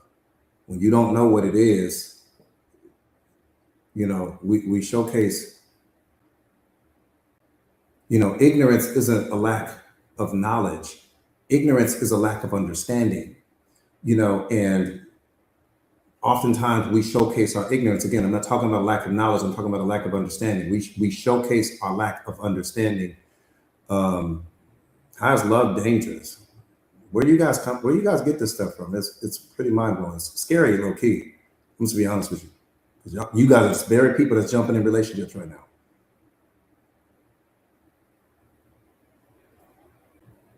Your attachments are dangerous. Your clinging is dangerous. The expectations that you place on people is dangerous. You thinking you need other people to make you happy is dangerous. All of that's dangerous. I don't know what love has to do with any of that. But let me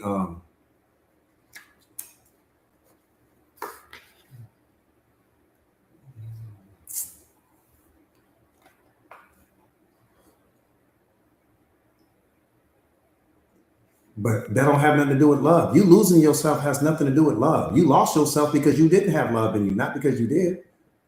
Come on, y'all. You got to make it make sense. You shadow boxing with a great white right now. You talking about it's dangerous when you lose yourself. The reason why you lost yourself is because you weren't loving yourself. That's why you lost yourself. That's why all people lose themselves, because you weren't loving yourself, not because you were.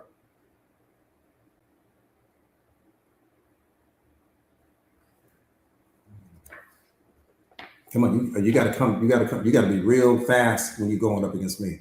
Fast. You can't just say stuff.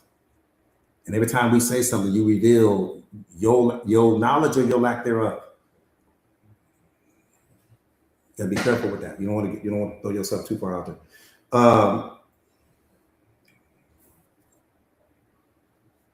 One more time. Let me run through this real quick. You guys. Let me run through this real quick. Again, love is all there is. There's love and there's the absence of love. When people say that love is not enough, they start to describe things that are the byproduct of love. For example, kindness, compassion, empathy, affection, attention, understanding, etc. These things are all the byproduct of love. Without love, these things wouldn't exist. But love is the ocean, and all of these things are just a wave in the ocean called love. Meaning, if true love didn't exist, these things couldn't exist either. So these things all come because love's substance is what makes them all possible.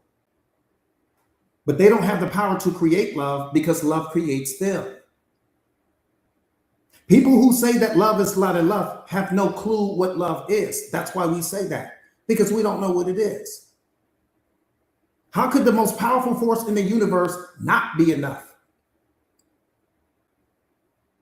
Just make it make sense. How could the most powerful force in the universe not be enough for your little relationship? To say that love is not enough is tantamount to saying that God is not enough. Make it make sense. Now, conditional love, yeah, I'll give you that. And 9 out of 10 relationships are operating on a conditional love perspective. And that's probably what the person in the chat was talking about. You're talking about conditional love. That's the scariest thing in the world, because that's all performance based. Conditional love is performance based love. You got to perform for that. And that's not love. It's just performance. Love doesn't heal patterns. It exposes them. Love reveals the work. It doesn't replace it.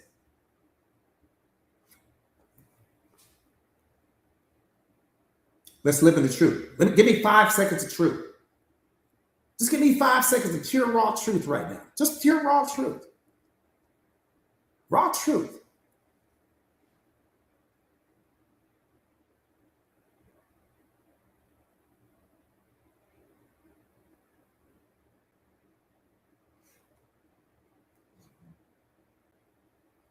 I can tell you why every single relationship in the history of this planet has ever failed. One reason. 8 billion people. One reason. I can tell you right now, for every failed relationship that you have ever had, I can tell you exactly why I failed and I wasn't there. I didn't know your name. But I'm getting ready to give you universal truth. Relationships fall apart because love asks for things that people aren't willing to become. Now let's just live in the truth. I said relationships fall apart because love asks for things that people aren't willing to become. That relationship that you were in, love demanded loyalty. They weren't willing to give it to you. Love demanded commitment. They didn't want to give it to you. Love demanded affection. They didn't want to give it to you. Love demanded communication. They didn't want to give it to you. All of the things that love demanded, the person didn't want to give you because the person didn't really love you for real. Because when a person loves you, they will move mountains for you. When a person truly loves you, they'll swim across oceans for you. Relationships fall apart because love demands things that people aren't willing to become. Period.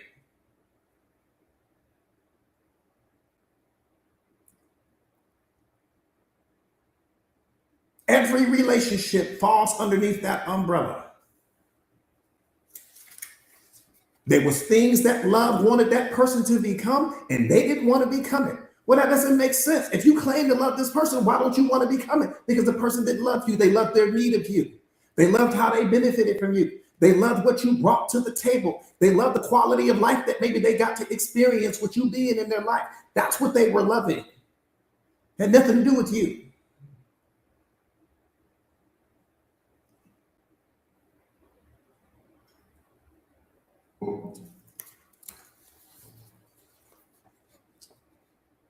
That's the realest thing in the history of realest things. If you don't remember anything else that you ever hear from me, catch that. Relationships fall apart because love asks things for people that they aren't willing to become. Period. Period. The person wasn't willing to become what they needed to become. So love left the relationship. Love's like, I'm out. You ain't willing to transform into what you need to transform into. Ain't no use me being here, I'm out. And in that moment, when that person made that decision to not transform into what love needed them to be at that time, love was like, I'm out. You ain't gonna tarnish my name. I'll let you go off your attachments. I'll let you go off the clinging. I'll let you go off your expectations, but I'm out. And that's a private conversation that love has with every single person. And what's worse is that everything that person needed to be for you was free. The communication was free. The service was free. Them showing up for you was free. The loyalty is free. The commitment is free, all free. So it's not like love was asking them for things that they needed to go and pay for. I can understand that. The person maybe just didn't have the money. But that wasn't the case. Love wasn't asking you to become something that costs money. It was asking you to become something that costs effort. Asking you to become something that costs energy.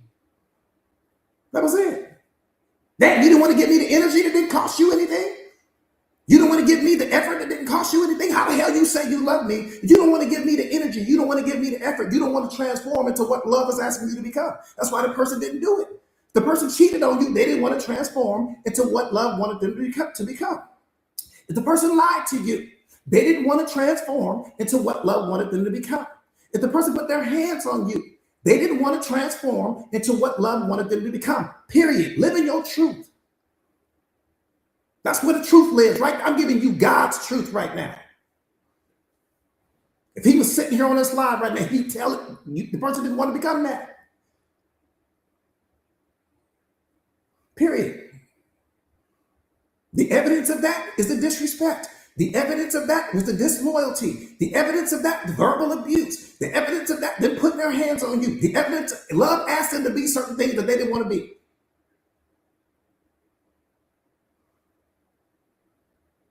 Period. We ain't gonna sit here and lie. We're gonna just live in the truth, and we're gonna take that pain and we're gonna transmute that, and so that you can become the most powerful version of yourself. But we can't get there until we live in the truth, and that's the truth.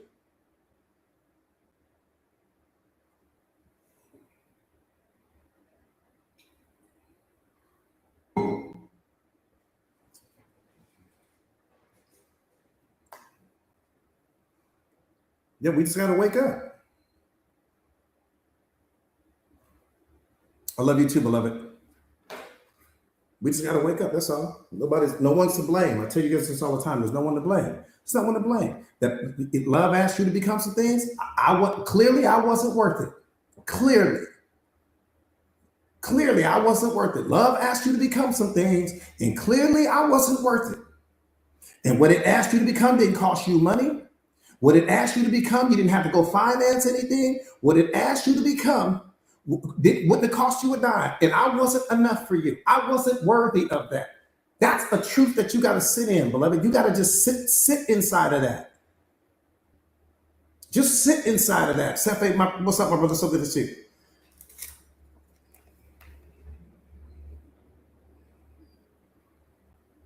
And all of that begs the question, was the love ever real? Now we got to get to that part. Was it ever real? Man.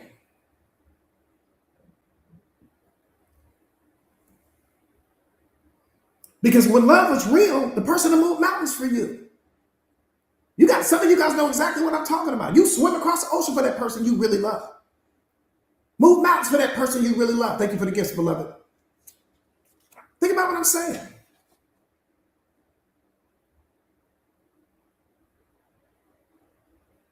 See, love asks for loyalty, but most people aren't loyal to themselves. That's problem number one.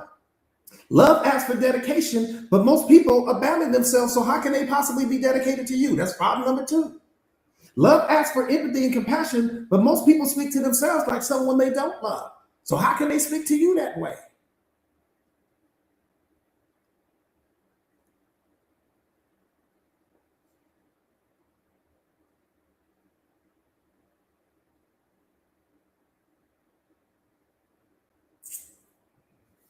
Again, there's only love, and then there's the absence of love. There's nothing else, beloved. There's love, and then there's the absence of it.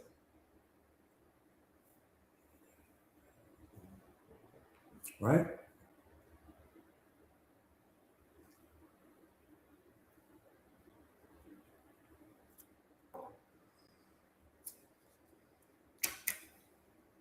Let me give you guys this real quick.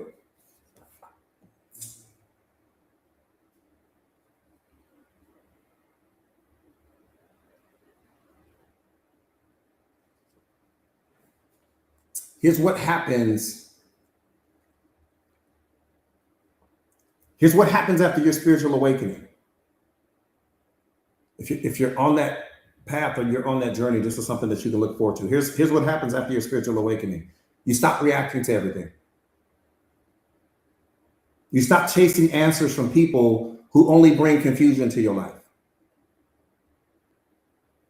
You stop carrying what was never yours to hold like other people's problems. And you're still in the world, but you're no longer overwhelmed by it anymore. Yeah, you're still in the world, but it just doesn't overwhelm you anymore. You stop trying to wake people up, and instead you protect your peace. Awakening doesn't make you less fearless. Dropping your attachments is what makes you fearless. Awareness makes you more discerning. With awareness, you don't need more information. You need more integration. Calm isn't a lack of awareness. It's proof of it.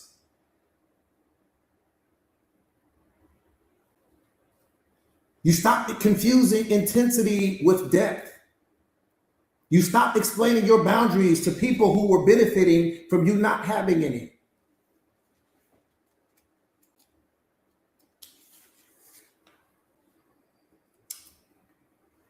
In awareness, you begin to tell the difference between inner guidance and your old survival habits. After your awakening, your body becomes your compass. And rest becomes wisdom, not weakness. Awakening means that you see things clearly and not as you imagine them to be. Awareness means that you listen to yourself more than anyone else. I said more. In awareness, life becomes easier when you stop trying to explain yourself to everyone. And presence becomes more important than other people's opinions. Awareness means that you stay true to yourself at all times. No breaks, no days off. See, here's the thing. When you show someone some skin, you can get anyone's attention. But when you show someone some depth, all of a sudden they're afraid of heights. When you become self-aware, people are afraid to go to the levels that you can take them. You can get people's attention all day long by showing skin. But the moment you show them some depth, all of a sudden they're afraid of heights.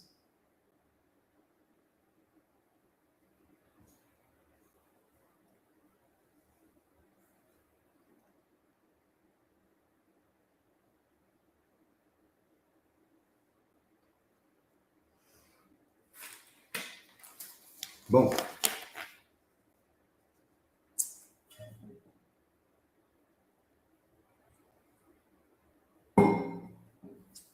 Let me see something real quick. I think I'm on.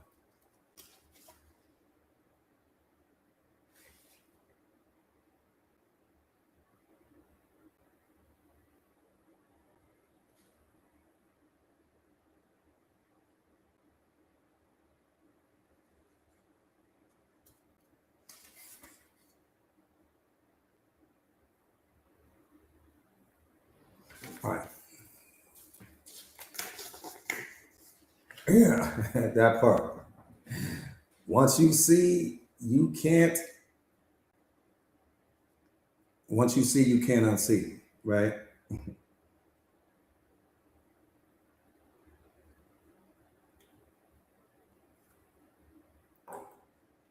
Um,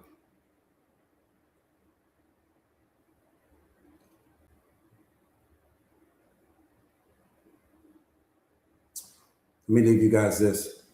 You know, the most dangerous word. Let me ask you before I even say it. There's one word that's more dangerous than every word in the history of this planet. One word. One word. Let me see if you can. Let me see if you can get it. Some of you guys might get it. Somebody might get it. There's one word that is more dangerous than every word that has ever been created in the history of this world. And you need to know what it is because it's causing all of your pain and suffering right now.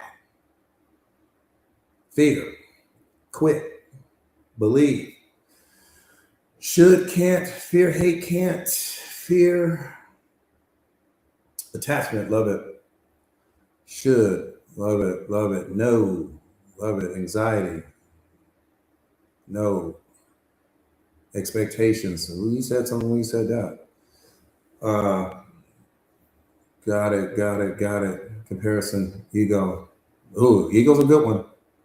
If I didn't have what I have, I would definitely borrow that one. Let me give it to you because you guys aren't close, but I appreciate the attempt. Mine is the most dangerous word in the history of mankind. Mine, M-I-N-E.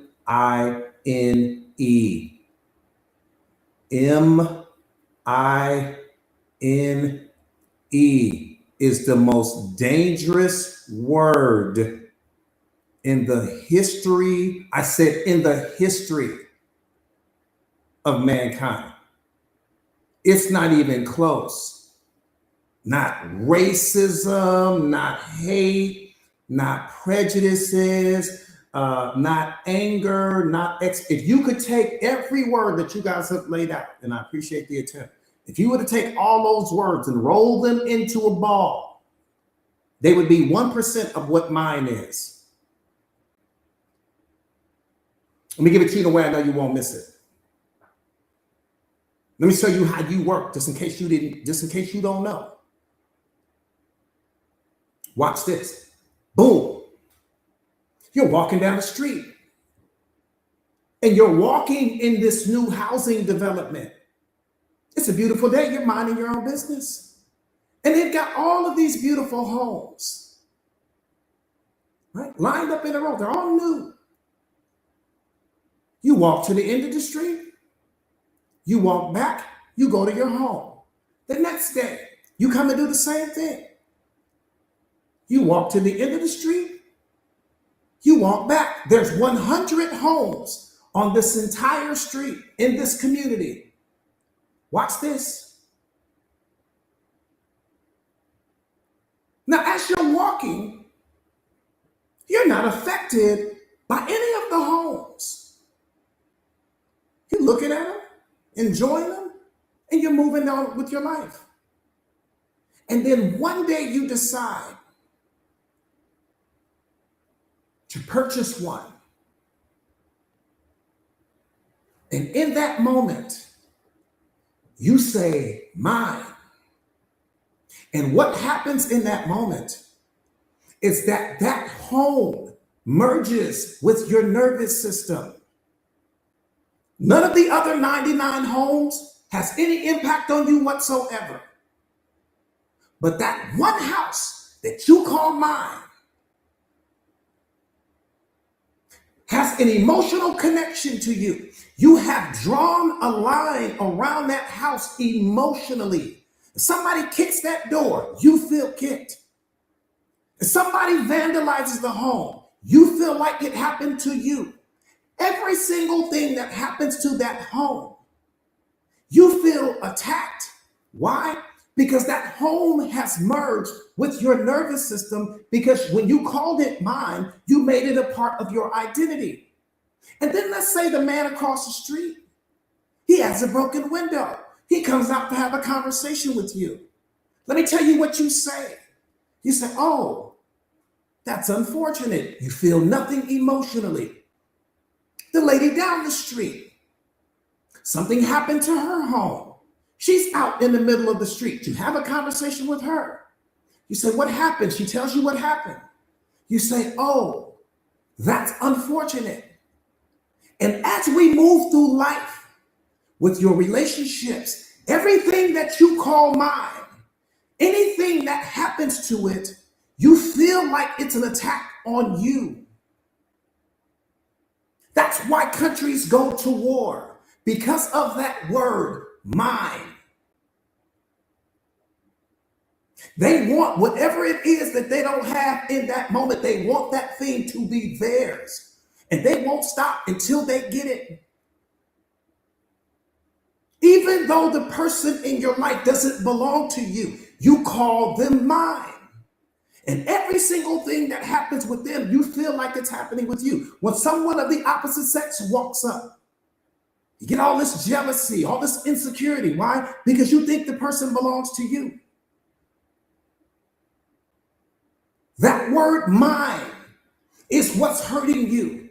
Because what God is trying to teach you is that what belongs to you is your next decision.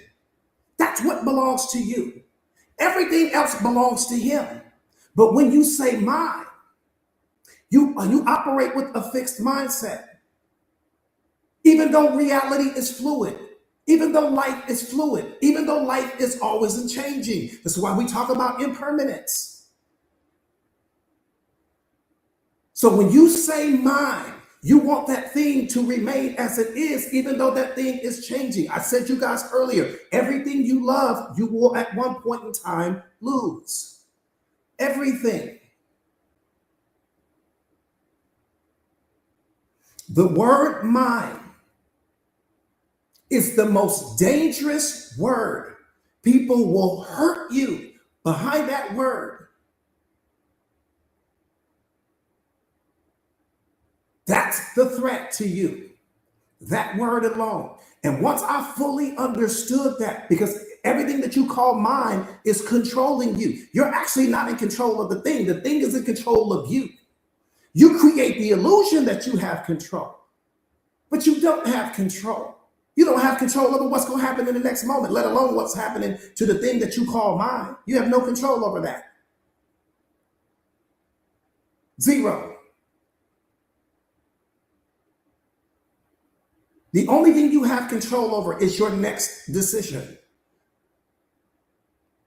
Not people, not things. And what you fail to realize is that you don't need to call anything mine. And the reason why you don't need to call anything mine, because you're the value.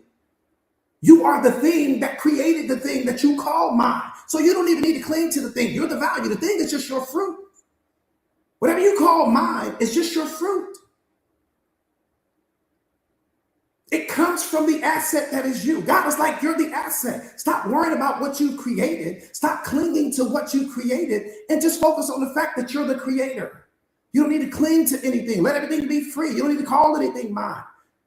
Nothing in your life is permanent. But when you have a mindset, you produce all of your suffering. The moment that something in your life changes, that's what I'm trying to get you to understand, beloved. The moment that something changes, you feel affected. You get hurt. You spiral out of control emotionally. But the thing was never yours. You just created the illusion that it was.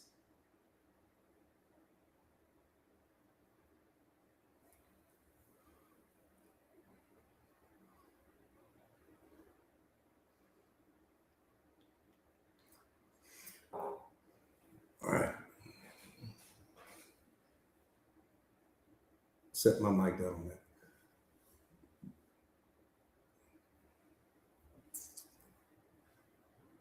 See, we that's the problem. We don't understand. I'm talking about really understand that you are the value. Damn, everything that you created is only the fruit to the tree that is you. Okay? Doesn't matter what you create. I don't need to chase. That's like it. Let me give it to you a way I know you won't miss it. Imagine that you're a painter and you paint these beautiful paintings and you have an art gallery. And you charge quite a bit of money for your paintings. But every time that someone comes to buy one from you, you don't want to let go of it. You're like, no, that's mine. And they say, well, what about this one? Can I buy this one? No, that's mine. Well, what about this one over here? No, that's mine. You have all of these emotional attachments to your creations. That way, you're not giving the gift that you are to the world. You're not giving your gift to the world. The value is the artist. The value is not the painting. The painting is only an extension of the artist. The painting is only an expression of the value that the artist brings to the moment. The artist doesn't need to cling because the artist can replicate the painting. The painting can't replicate the artist. That's you. You're the artist for your life. You don't need to cling to the paintings. You don't need to cling to what you to what you attract. You don't need to cling to what you manifest. You just need to hang on to yourself because you're the asset. The asset is not your relationship. The relationship is an extension of your value. The asset is not your job. Your job is an extension of your value. The asset is not your friends. Your friends is an extension of what you bring to the moment. Everything is an extension of you. You are the tree. I'm only focused on what the tree needs so that the tree produces better fruit. I add value to the tree so that the tree produces better fruit. I set the tree in the best soil so that the tree produces better fruit. I don't care about the fruit. I'm too busy taking care of the tree. Some of you guys aren't taking care of the tree because you're too focused on the fruit. You focus on the wrong thing. Anything that you have to chase never belonged to you. So if you add somebody to your life and you got to chase this person and play detective and look through their phone, the person never belonged to you. If I got to do all of that, you're not a good fit for me. The moment that I got a question and I got all this insecurity in me, that's the number one sign that I need to disconnect myself from you. Because something in my nervous system, something in my energy, something in your aura is triggering me in a certain way. You moving in a way, and maybe I don't have the evidence right now, but you moving in a certain way that's triggering things in me. That's the number one indicator I need to let go of you. I didn't say that's the number one indicator I need to cling to you. I didn't say that's the number one indicator I need to try to convince you of my worth. I didn't say that that's the number one indicator I need to show you that I'm worthy. That's the number one indicator I need to turn up the self-love, turn up the self-respect, right? Turn up the self-worth and bounce you up out of my life. That's the number one sign. It's time for you to go.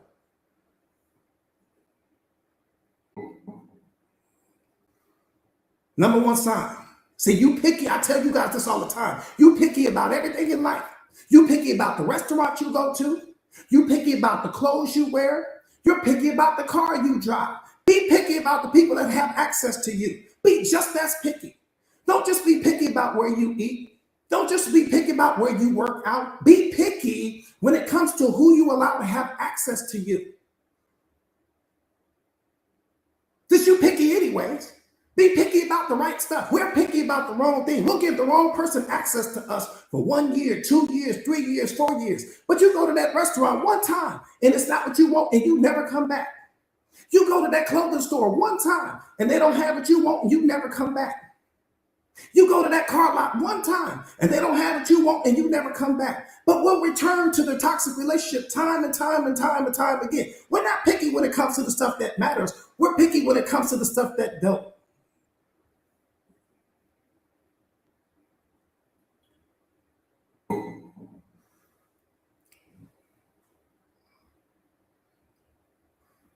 Some of you guys, your picky motor, your picky meter is broken. Picky meter broken. You picky about the wrong stuff. Oh, I don't eat at that type of restaurant, coach, but you in a toxic relationship. I don't do this over here, coach, but you tolerate the verbal abuse. Coach, I don't go around environments like that, but you wake it up in one every day. But so that doesn't make sense to me. You picky about the wrong things. But you're not picky about who you waking up next to every day. You ain't picky about that disrespect that you get served. You ain't picky about having to walk on eggshells with this person. You ain't picky about none of that. But you picky about where we gonna go eat. You picky about what movie theater and what you don't. Coach, I don't never be on this side of town. They got too much violence going on over here. Well, what about the violence that's going on with the disrespect that's happening in your life?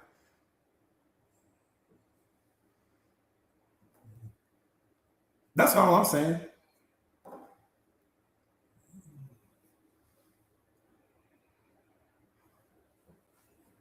I'm just saying we need to be picky about the right things. All right, let me set my mic down on that.